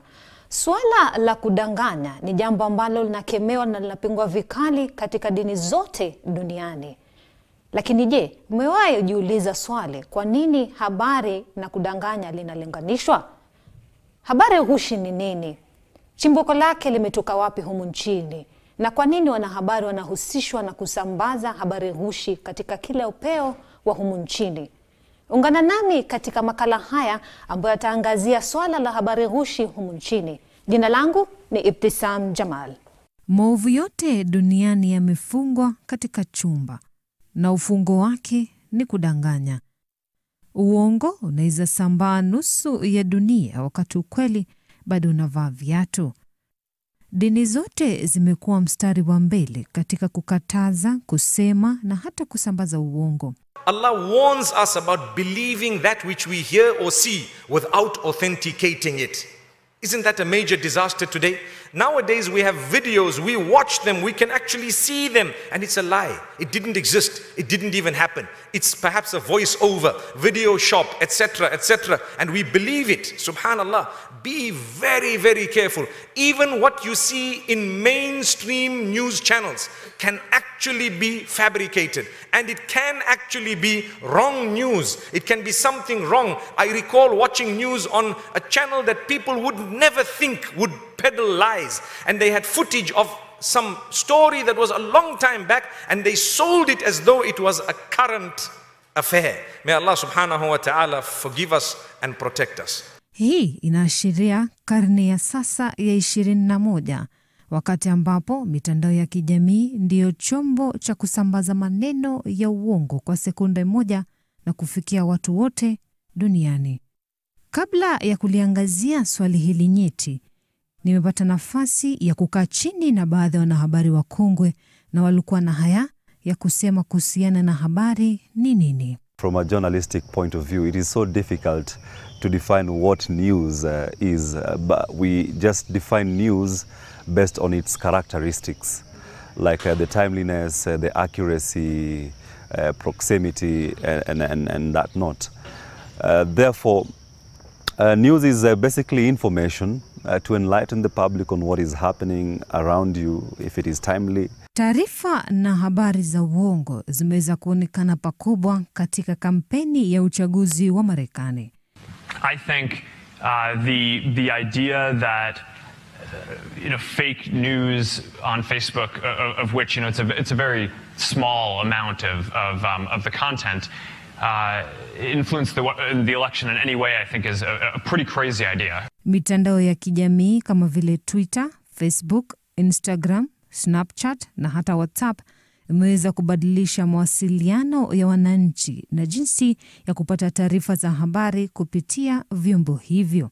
Mitandao hayo yameweza kutoa nafasi kwa wananchi kupata taarifa za habari kwa njia ya urahisi na pia kurahisisha mawasiliano. Shilingi ina upande mbili tofauti. Tukigeuza upande wa pili wa mitandao ya kijamii, imeweza kuleta athari kwa jamii, ikiwemo kusambazwa kwa taarifa ambazo ni za uongo. Kulingana na ripoti iliyotolewa na kampuni ya utafiti ya Portland and Geopol, imeonyesha kuwa mwaka jana Wakenya milioni 5.3 wamejiunga na mtandao wa Facebook, ikilinganishwa na ya mwaka 2016 ya milioni 4.3. Ili kufahamu zaidi ni nini habari za uongo almaarufu fake news, huyu hapa naibu mkurugenzi mkuu wa Baraza Kuu la Wanahabari nchini MCK Victor Bwire akitufafanulia zaidi kuhusiana na habari ghushi. Habari ghushi ni nini? Habari za uongo mimi nitasema ni taarifa ambazo hupotosha, hubomoa badala ya kujenga. Taarifa ambazo huwa lengo lake, na wale ambao wanaandika zile ama wanachapisha zile habari za uongo, baadhi yao hujua ni za uongo. Kwa hivyo wanakuwa na kusudi ama lengo fulani. Kwa hivyo inapofikia kwamba habari hizo ama taarifa hizo zimefikia msomaji, basi wanakuwa wametekeleza lengo lao. Habari gushi nitasema ni taarifa ambazo zina urongo kwa kiasi fulani au zote kabisa. Manake unakuta ni uvumi ambao unaanzishwa na watu kwa manufaa yao wenyewe, labda kumharibia mtu na kitu kama hicho, lakini mwisho wa siku zinapofikia katika meza ya habari, katika vyombo vya habari, inakuwa ni taarifa gushi ambazo haziwezi kuthibitishwa vyema zaidi, ama unakuta hakuna ithibati yoyote kuhusiana na taarifa hizo. Habari gushi ama habari za bandia, wengine huziita hivyo, kwa kimombo fake news, ni habari ambazo si za kweli kwanza, bila kupamba kusema kwamba sijui ni habari zinaweza kuaminika. Ni habari ambazo si za kweli, ni habari ambazo si za kuaminika, na ni habari za kuzua uzushi. Sisi pale kama baraza katika regulation tunaangalia kwenye habari gushi kama ile si habari tena, ile ni uvumi, ile ni lies, propaganda ambayo ni information ambayo imetengenezwa na watu haswa ambao wanataka kulaghai watu. Wengi wa watu huwa wanatengeneza ile habari na nia na madhumuni ya kutengeneza pesa, especially kutoka online. If you want to define fake news, then to me my personal definition would be it is not news. It is an information deliberately created to misinform the public. Baadhi ya masuala yaliyosababisha chimbuko la kuzaliwa kwa habari za urongo humu nchini na mataifa ya kigeni ni siasa. Kiini cha habari ghushi haswa inatokana na nini humu nchini? Habari zaweza kuwa zatoka kwa umma ama zatoka kwa yeyote tu katika jamii. Lakini tukija kwa swala la habari za uongo, manake habari, mwanahabari. Wacha niseme kwamba pia sisi wanahabari tunacheza sehemu kubwa katika kueneza habari za uongo. Wacha nitumie mfano hai tu. Majuzi tumeona shirika moja la kuchapisha gazeti likichapisha taarifa inayonuia kusema kwamba jamaa fulani amefariki. Na kumbe ilikuwa uongo. Sasa tunajiuliza tatizo lilikuwa wapi? Nani alizembea? Hivi kwamba hata kumpigia huyo bwana simu, kumpigia jamaa zake simu, ilikuwa vigumu kujua kweli kabla hatujachapisha hii taarifa kwamba mtu fulani amefariki. Ni muhimu tuthibitishe, lakini baada ya kupokea tu kuchapisha. Na hiyo pia si hiyo peke yake, unapata hata baadhi ya wanahabari siku hizi mitandao ina umaarufu sana katika kueneza habari. Unaweza kupata mwanahabari ana wafuasi wengi katika mtandao hata kuliko shirika analofanyia kazi. Kwa hivyo akiandika pale taarifa fulani ama habari fulani, wale wafuasi wake wanaamini. Na ni jukumu la huyo mwanahabari hivi kwamba kabla hajachapisha, kabla hajaposti chochote, aweze kuhakikisha kwamba amethibitisha, si mara moja, si mara mbili, si mara tatu. Lakini wacha niseme kwamba muda haupo tena wa kukosea, kutangaza, kutoa habari za uongo, alafu kuanza kusema samahani, naomba radhi. Ndio, sikatai, hakuna mkamilifu. Kuna uwezekano baadhi ya mambo tukaomba samahani, tukasema kunradhi.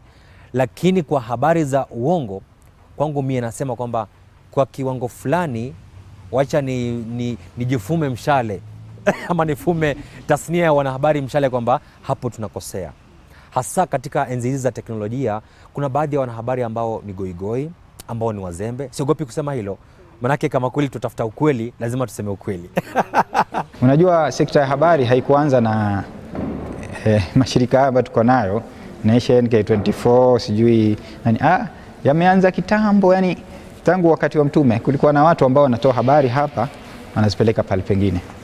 Kama unakumbuka wakati wa vita, kama sikosei ni vita vya Badr, kuna watu walitoka wakaenda wakawaambia walikuwa Waislamu walikuwa wameweka mkataba kusikizana.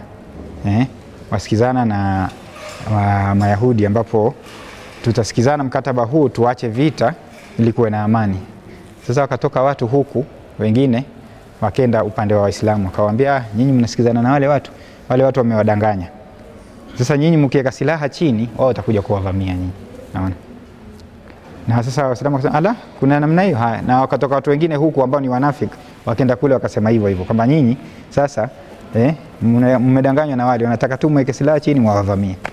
Shaona. Sasa hawa wakawa wameshika silaha na hawa wameshika silaha, watu wakaanza kupigana upya tena, watu wengi wakaoa. Sasa unakuta zile zilikuwa ni kama fake news tu, ambapo sasa ingekuwa hawa wameambiwa hivyo wakathibitisha kwanza, kapigia mtu mmoja, bwana ni kweli nyinyi ati mna njama hii na hii, wangejua pengine wakadifuse ile wakasikizana.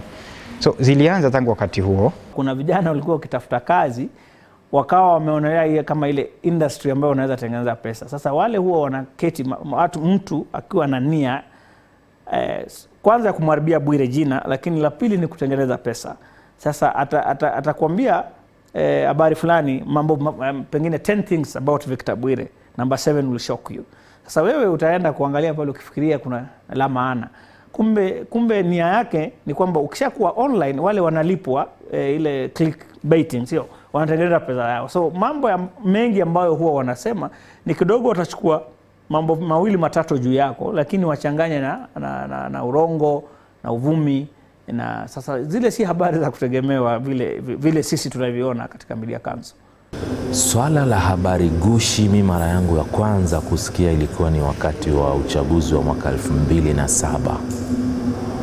Wakati huo kulikuwa na taarifa nyingi zinatokea na zinafika kwenye meza ya habari kwa mpigo, zote zinakuja hapo.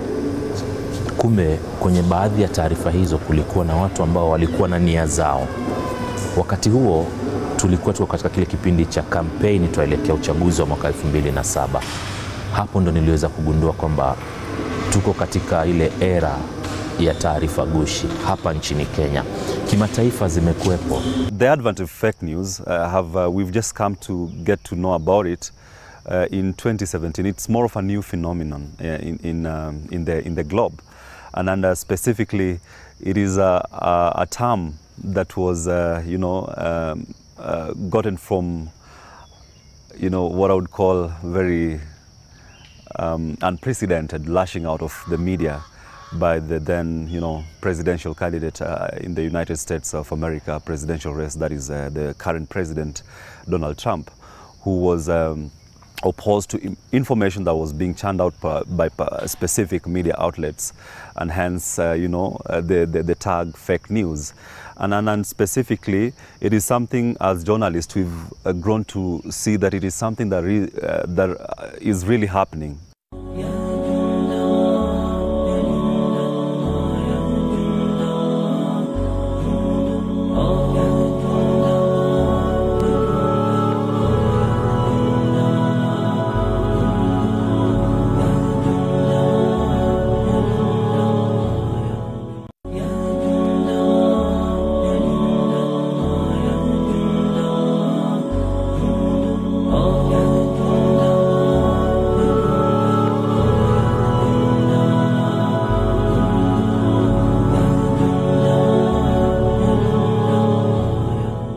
Kunawiri kwa habari hizi ghushi kulikuwa gizani mno na kwa uzito, ambapo sasa ni paruanja na kwa urahisi mkubwa kupatikana na kusambazwa kwa kazi kubwa.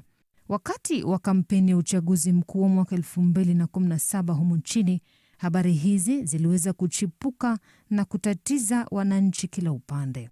Ukiangalia swala la habari la uongo halikuanza juzi na jana. Ilianza wakati kitambo, wakati wa Kenyatta, wakati wa pia ugonjwa wa ukimwi ulipoanza. Ilikuwa na habari za uongo kwamba ugonjwa wa ukimwi unaletwa na watoto, unaweza tibiwa na hivi.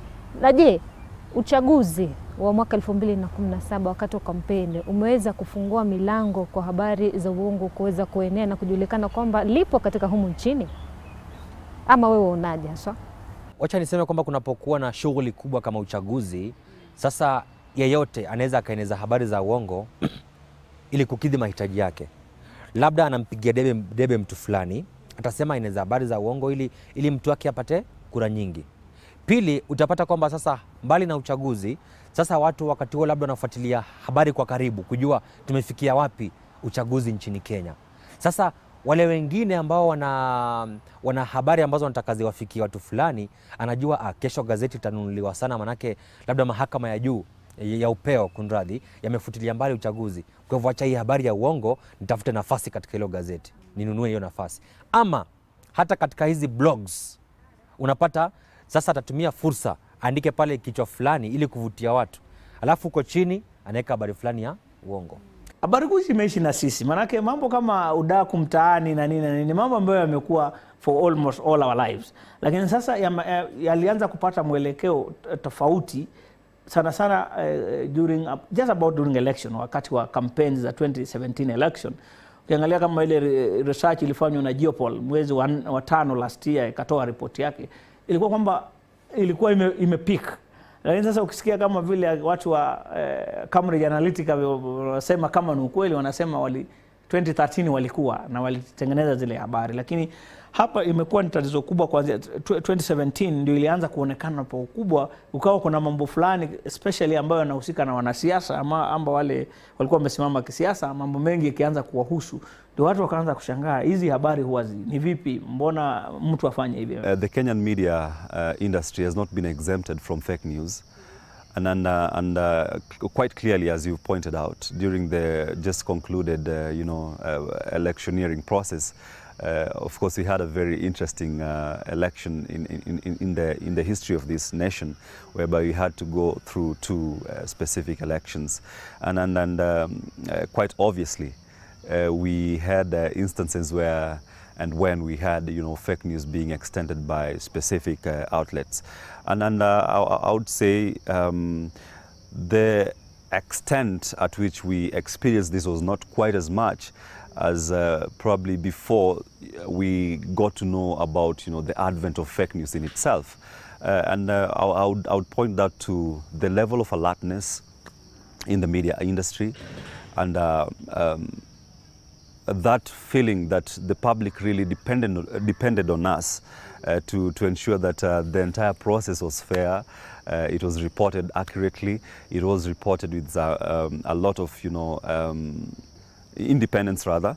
Yeah, and of course we had few instances which of course must be dealt with as we go forward to learn on how these things are happening. Kama mwanahabari anaitafuta habari za kuchapisha, mara nyingi anakutana na habari hizi na kujipata katika mtego wa kusambaza uongo bila hata kufanyia uchunguzi, kumakinisha na kujitambua malengo yanayomzonga. Habari hizi zina nguzo zake na hata sheria zake.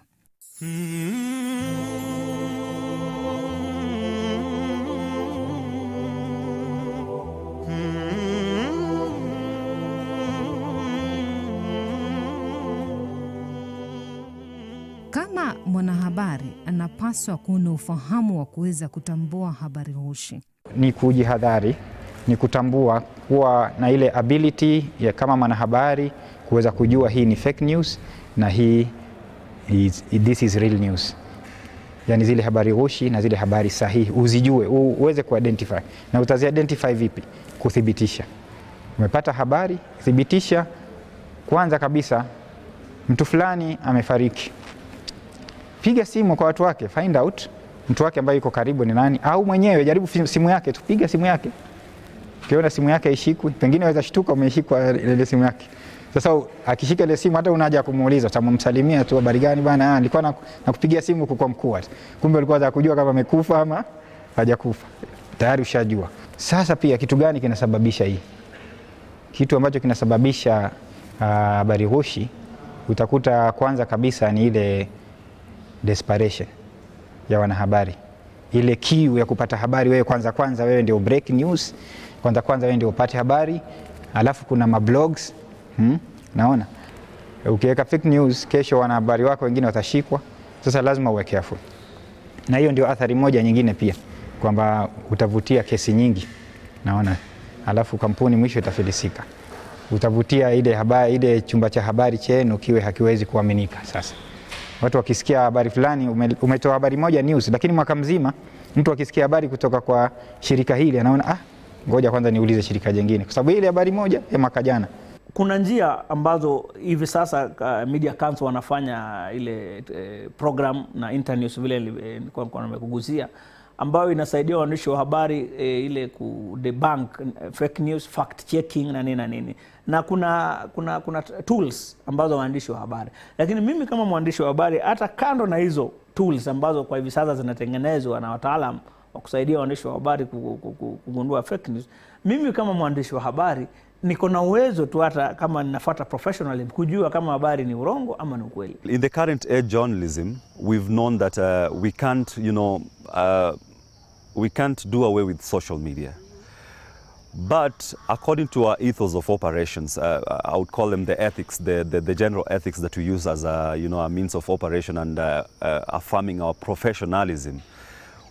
Verification is key towards ensuring that what is shared online is something that has been verified with you as a journalist, because the general expectation by the general public was that this journalist has a responsibility to tell me what is true, because it is your business to find out what is true, what is verifiable, what is accurate, what is fair.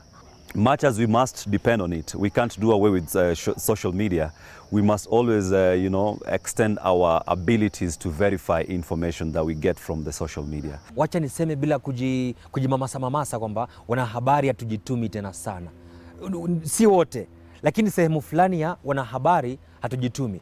Hata ukisikiliza baadhi ya matangazo yetu siku hizi, unapata yani, ukilinganisha na miaka ya awali, unaweza ukasema nikimsikiliza mwanahabari fulani katika kipindi fulani alikuwa bora kuliko huyu katika kipindi fulani.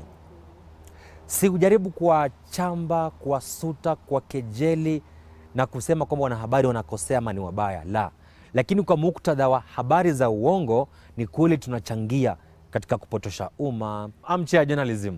Pale ambapo unaketi tu, kazi yako ni kusema alisema. Hapana, enzi za wakati wa kusema ati alisema, akasisitiza, akihutubia wanahabari, enzi hizo hazipo tena. Jamii na mambo mengi ya kuweza kuangazia. Iwe ni umaskini, iwe ni kukosa ajira. Unaweza ukapigiwa simu kutoka Murang'a na mama fulani, naam, polisi wamemuua mtoto wangu. Alafu unasema tu, mama mmoja katika kaunti ya Murang'a amesema polisi wamemuua mtoto wake. Je, umempigia afisa mkuu wa polisi katika kaunti ya Murang'a ukajua kama ni ukweli? Ikiwa umefanya kwenye chumba cha habari kwa muda mrefu na munaelewa namna ambavyo mnapokea taarifa zenu, lazima zithibitishwe. Mojawapo ya njia ya kufahamu kwamba hizi taarifa ni gushi ni kupitia kuzithibitisha kutoka kwa yule ambaye amezituma ama kule ambako zimetoka. Ukiwa kwenye biashara ya kupokea na kuhariri taarifa, lazima wewe kama iwe ni mhariri au hata mwanahabari, kwanza lazima ujue kwamba taarifa ambazo nimepokea nimetoka kwa source wangu ambaye ni mtu ambaye namfahamu, kama ni taasisi ambayo naifahamu, kwa mfano labda kutoka kwa wizara fulani ya serikali. Kwa hiyo lazima uwe na njia ama uwe na watu ambao wewe kama mwanahabari au hata mhariri ni watu ambao utawapata papo kwa hapo katika kuthibitisha taarifa hizo, iwe ni za kweli ama ni za urongo. Ni njia gani mwanahabari anaweza kutofautisha kati ya habari za ukweli na zile za ghushi? Reliable sources inategemea na habari zenyewe kwa hakika. Kwa mfano sasa, kama wewe unataka kupata habari za kisiasa kutoka bunge, parliamentary reporter kwa mfano, sasa wewe huwezi kwenda pale ukapata mtu tu amesimama nje ya bunge ukamuuliza habari za bunge zinaendelea nini, ama askari mlangoni wa bunge ukamuuliza kupatia habari za ndani, ni mswada gani umepitishwa, ni hoja gani. Hawezi kukupatia habari sahihi. Lazima wewe uende pale bunge lenyewe, kwanza uestablish contact zako, utafute yule mtu anayehusika hasa na hizi habari moja kwa moja. Kama sio wewe mwenyewe kwenda ndani ya bunge, uende kwa yule habari, kama ni public relations officer, ama kama ni mbunge, ama kama ni wasaidizi wa wabunge, ama wasaidizi wa mawaziri, uende pale ushikane na wao, uchukue namba zao, uwe kama ukipata habari zozote, usha establish contacts. Very simple, si ati lazima ujuane na wao. Wewe ushajua tu ofisi ya bunge ni hii ya uhusiano mwema, public relations. Ushajua kwamba wabunge fulani ambao wana hii taarifa watatoa, PA ama wasaidizi wao ni mtu fulani na fulani. Wasiliana na wao.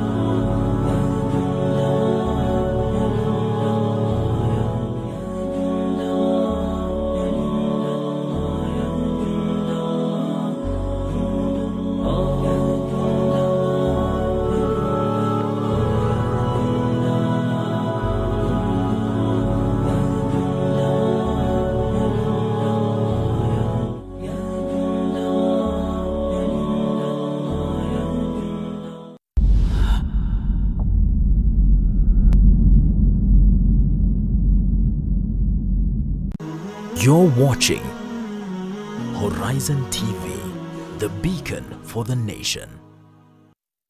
Assalamu alaikum. I am Aisha Khan, an ambitious, open-minded and proud Muslim woman. Looking back at the Islamic history, it will not be hard to find women who are innovative, leaders or entrepreneurs. It is said that the property of Lady Khadija, the Prophet ﷺ's first wife, financed Islam in its infancy. Islam then elevated the position of women in so many ways.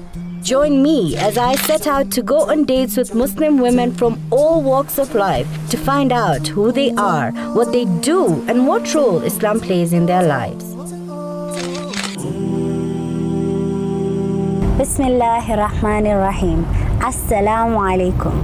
Welcome to the Meet and Greet Show with yours truly, Aisha Khan. Today, I am headed to the Monarch Hotel to meet a very brave and courageous lady who underwent the cut known as female genital mutilation at just the age of 6. Today, she has dedicated her life into fighting and standing up with girls against FGM. She goes by the name Maryam Abdikader Sheikh. Join me as we get to know more about her story. FGM involves the partial or total removal of the external female genitalia or other injuries to the female genital organs for cultural purposes. More than 200 million girls and women alive today have been cut in 30 countries in Africa, the Middle East and Asia where FGM is concentrated. FGM is recognized internationally as a violation of the human rights of girls and women. It is nearly always carried out on minors and is a violation of the rights of children.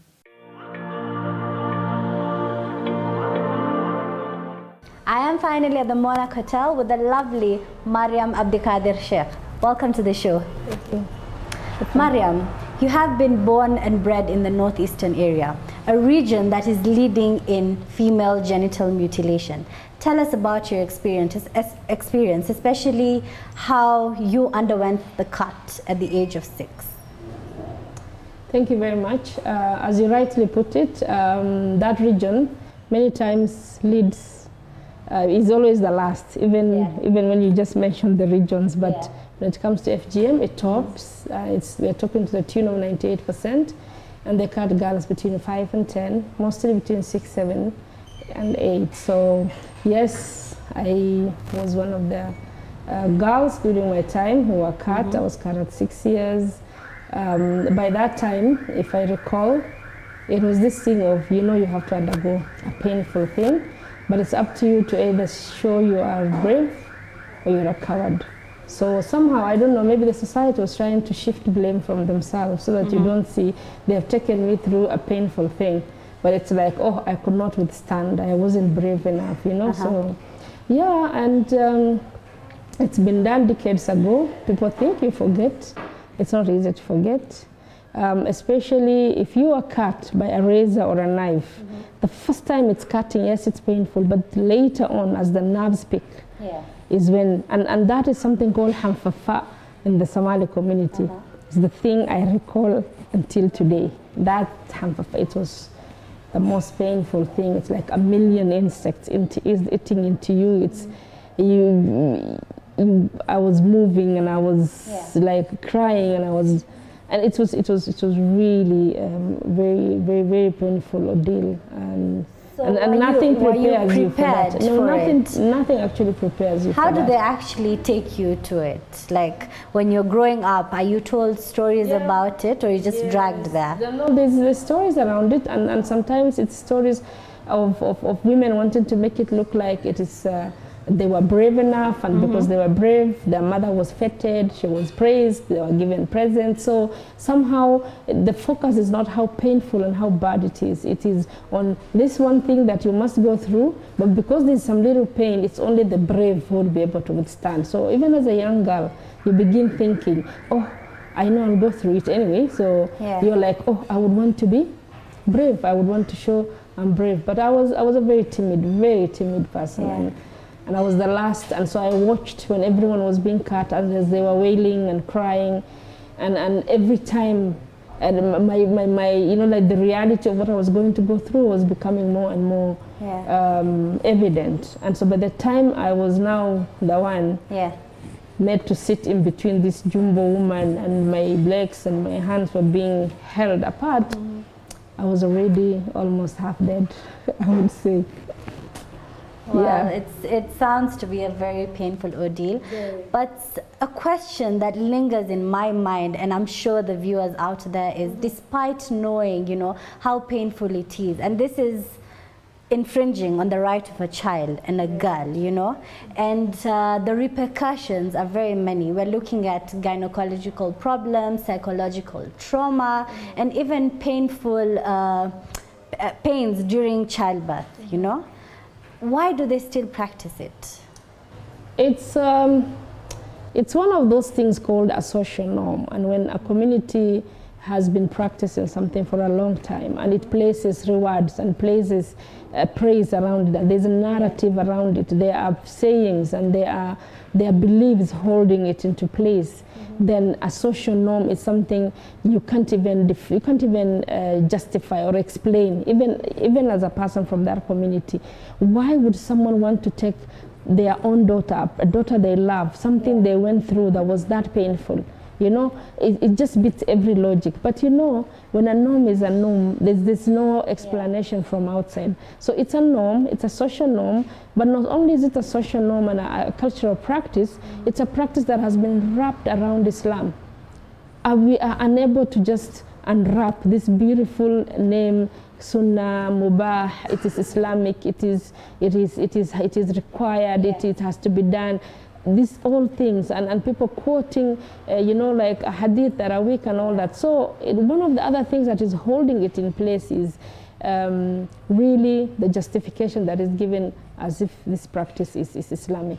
And then people don't actually link the harms you talked about and the outcomes, the negative outcomes are not linked. Something that was done at 5 years, you're giving birth at 20, 22, you have complications, there is no link. However much studies show, however much you want to, but there is no link. In the mind of the community, there is absolutely no link. They don't see that link. So again, there is also that being in darkness. But then, there are those of us who know, but still do. And I come back to that element of it's this norm. It's this norm you think, it's the only way. It's because of the narratives around it. This brings me to the next question. You know, a lot of people, as you said, are justifying this act of going through female genital mutilation as being Islamic. They say it's there in the hadith, the Daif hadith. So what is the link between Islam and female genital mutilation? Nothing. It is just a misinterpretation of Islamic texts. Some of them strong hadith, yes, but there's one word, there's one Arabic word there that is confusing everybody, even the Arabs themselves, al-khitan. And al-khitan clearly shows is male circumcision. It has nothing to do with the female cut. So it is the misinterpretation, the misunderstanding. So it is this practice people had as their culture, and then now they find sort of like, quote unquote, a misguided justification. People even quote a weak hadith. What is weak hadith in Islamic jurisprudence? We know it's not even supposed to see the light of day. But you are actually causing harm, you know, harming this girl child, affecting her life throughout, cutting organs that Allah has created that have function, and then you're quoting a weak hadith. It's just a total, you know, like we've lost it. We've lost it. We've lost it at that point. Well, you underwent the cut at the age of 6, you know. Growing up, you felt it was very normal to undergo it. At what point in your life did you realize that it had a grave impact in your life? It's a long story. I never questioned FGM. I knew it was a painful thing. It's like I almost wanted to go through it when I was at that age. But of course, there was no way of me giving any consent, so that's even a wrong thing. But like somehow in my mind, I thought it's a must, I'll have to go through. So, but then, and then I grew up knowing every other Muslim woman and girl is cut. But the difference is, like us Somalis do this worst type because of our culture. But there's that other one that is milder, that is easier, that is like the required one. This is what I grew up in. And when one time I had conversation with an Indian friend of mine in campus, and FGM comes up, and this girl is shocked. She's shocked. She's like, I've never heard of it. I'm like, no. And like, you guys, you know, us guys do a bad one. That's why we have this and that complication. So like, what are you talking about? I'm like, I'm talking about this cut, you know, when you guys do this mild one, as guys, and then this lady was like, I don't know what you're talking about. For me, FGM is done by savages, not by people who don't believe in Allah. I don't think a Muslim should be doing, and till now it was my turn to get shocked. Excuse me? So you're not cut? And she was like, she's not cut. And I'm like, huh? Wow. So that was the very first shock in my life, that not all Muslims cut. So it was this illusion I was in. And maybe, I always say this, if I never had that conversation that day, I would have come out, had a daughter, Allah forbid, and maybe cut her, because then maybe the only thing would be I would have started looking for, who knows that Islamic one. But we know there is no link between this practice and Islam. It has nothing to do with Islam. So that was the point of beginning to question. So who is on the right? This lady is in hijab. We fast Mondays and Thursdays. Together we pray. I was brought up knowing her prayers won't be accepted. So who is on the right? And I even voiced that, and I said, you're not even a complete Muslim then. Your prayers won't be accepted. And this girl called the other Muslim ladies, of course, who were not cut, and there was a kamkunji to just now question, where is the evidence? I didn't have any evidence. I just stood ground. But that didn't end there, because I kept questioning, now who is on the right? Then when women went to Beijing and FGM was identified as one of the violations, I came across a document that said, FGM, Muslims think it is actually in their religion, but it is only a sunnah. Then, of course, now we know it's not. And the more we call it that name, the more we're even earning sin. So I was like, come on. So this painful thing that they made me go through is only sunnah? Who has forced me to fast Mondays and Thursdays? Who has ever forced me to pray duha?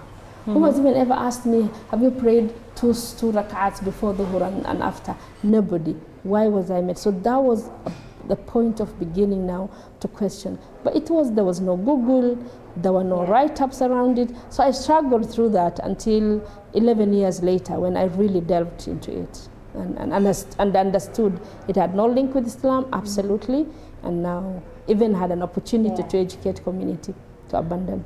Well, from your experience, you've used a lot of your personal experience in fighting and championing against FGM. Tell us some of the great achievements, you know. You look back and you say, I have done something. Yeah, so from the time of realizing that this thing had nothing to do with Islam and not all Muslims cut, it has always been one of these very constant ring on my head. And every time it came, I would ask myself, or I'll talk to Allah, and I'm like, Allah, show me the way. I will work on FGM. So it's been a constant pain, constant ring, just wondering, what am I going to do about this? So the day I saw an opening in an organization who actually headhunted me, they headhunted. So I didn't even see any advert or anything. So they came and they're like, we're looking for a program officer to work on FGM abandonment. Nikafanya sajda. I just made a sajda. I'm like, yes, now I'll take on and to go head on. So from that day, I decided that program had to have an Islamic face. And what I mean by this is FGM needed to be questioned from Islamic perspective. Because if the community thinks it is Islamic, whatever you go and tell them, it has pain, it has this, okay, no problem, but it's Islamic. That one thing, point you won't be able to move away from. So we had to really question, is it Islamic? Does it have basis? Does it actually go against any Islamic teachings? And alhamdulillah, I pride myself for having been the first person to have crafted a religious-oriented approach to address FGM and having co-authored a book to actually delink FGM from Islam. So besides the very many conversations, the very many community entry, the very many personal one-to-one people I have talked to, some of them whose daughters I have saved, but I think the greatest gift has been I gave my all, 5 years of putting my heart and soul out there, and I pride myself for having taken up that challenge. And I say alhamdulillah for that opportunity. This brings me to the next question. You know, you have co-authored many books, you are a writer, and you've written a very interesting poem known as The Cut. What inspired that? The Cut actually came from a point of actually realizing one of my greatest supporters in the family was no longer with me. Because my sister, who I shared a lot of things with, because it's not an easy thing. I always had, and the greatest critics of my work have always been from my family. But this one sister of mine understood what I did, so I thought. But this one time, I'm from the field, 2 weeks away, I'm very tired, I haven't even gotten to office or not home, I'm just from Wajir direct, I'm carrying all my bags, and she gives me a call and says, today we cut so-and-so's daughters, but we only did the sunnah. That was those were her granddaughters. That just felt like the world had left me. It's like I was so alone, or something like my clothes had been removed and I found myself standing naked in a market. All of a sudden, I felt so alone, I felt so vulnerable. And so as I walked into my office, of course, I cried and I wailed. I really wanted to resign that day. But unfortunately, my boss was in office, so he came, brought me water, tissue. We talked through it, and he was like, don't worry. Very many people, great people, who really had great message, had the greatest critics from their own families. Look, even the stories of the prophets. That really gave me the impetus. And so as I sat down there, overlooking the traffic police, seeing vehicles, admiring people who had no worry about FGM, everything came down, cascaded down. So that poem is as raw as I wrote it. Very raw. I hope it actually says it conveys the message. It actually brought tears to my eyes, because as I was doing my research, I read it, and you know, it touched me. I haven't been through it, but it's a very sad situation that we have in the country, and you know, all over the places they're practicing, you know, despite there being a ban, you know, so many bans, so many laws have been brought in, but here we are as Muslims, you know, as the Somali community especially, you know, they're still practicing it in the dark when we know it is not right. Is there a day that will come that FGM will no longer be a topic of discussion? Inshallah, even right now, there are a couple of people who have stopped it. My own daughter is not going to be cut, so that you can take as an example. But I think the day people discover true Islam, the day people want to put true Islam on the table and want to practice it, that is the day we'll stop, because we'll uphold women's rights, we'll uphold the sanctity of the human body. So we will not play around with cutting organs, because you cut organs, you have blood on your hands, that we know. So the day we want to uphold Islam, that is the day this thing is going to end. And for as long as FGM is continuing, we are still half-baked Muslims. We are still stamping and still ridiculing and still hating on organs Allah created that have functions.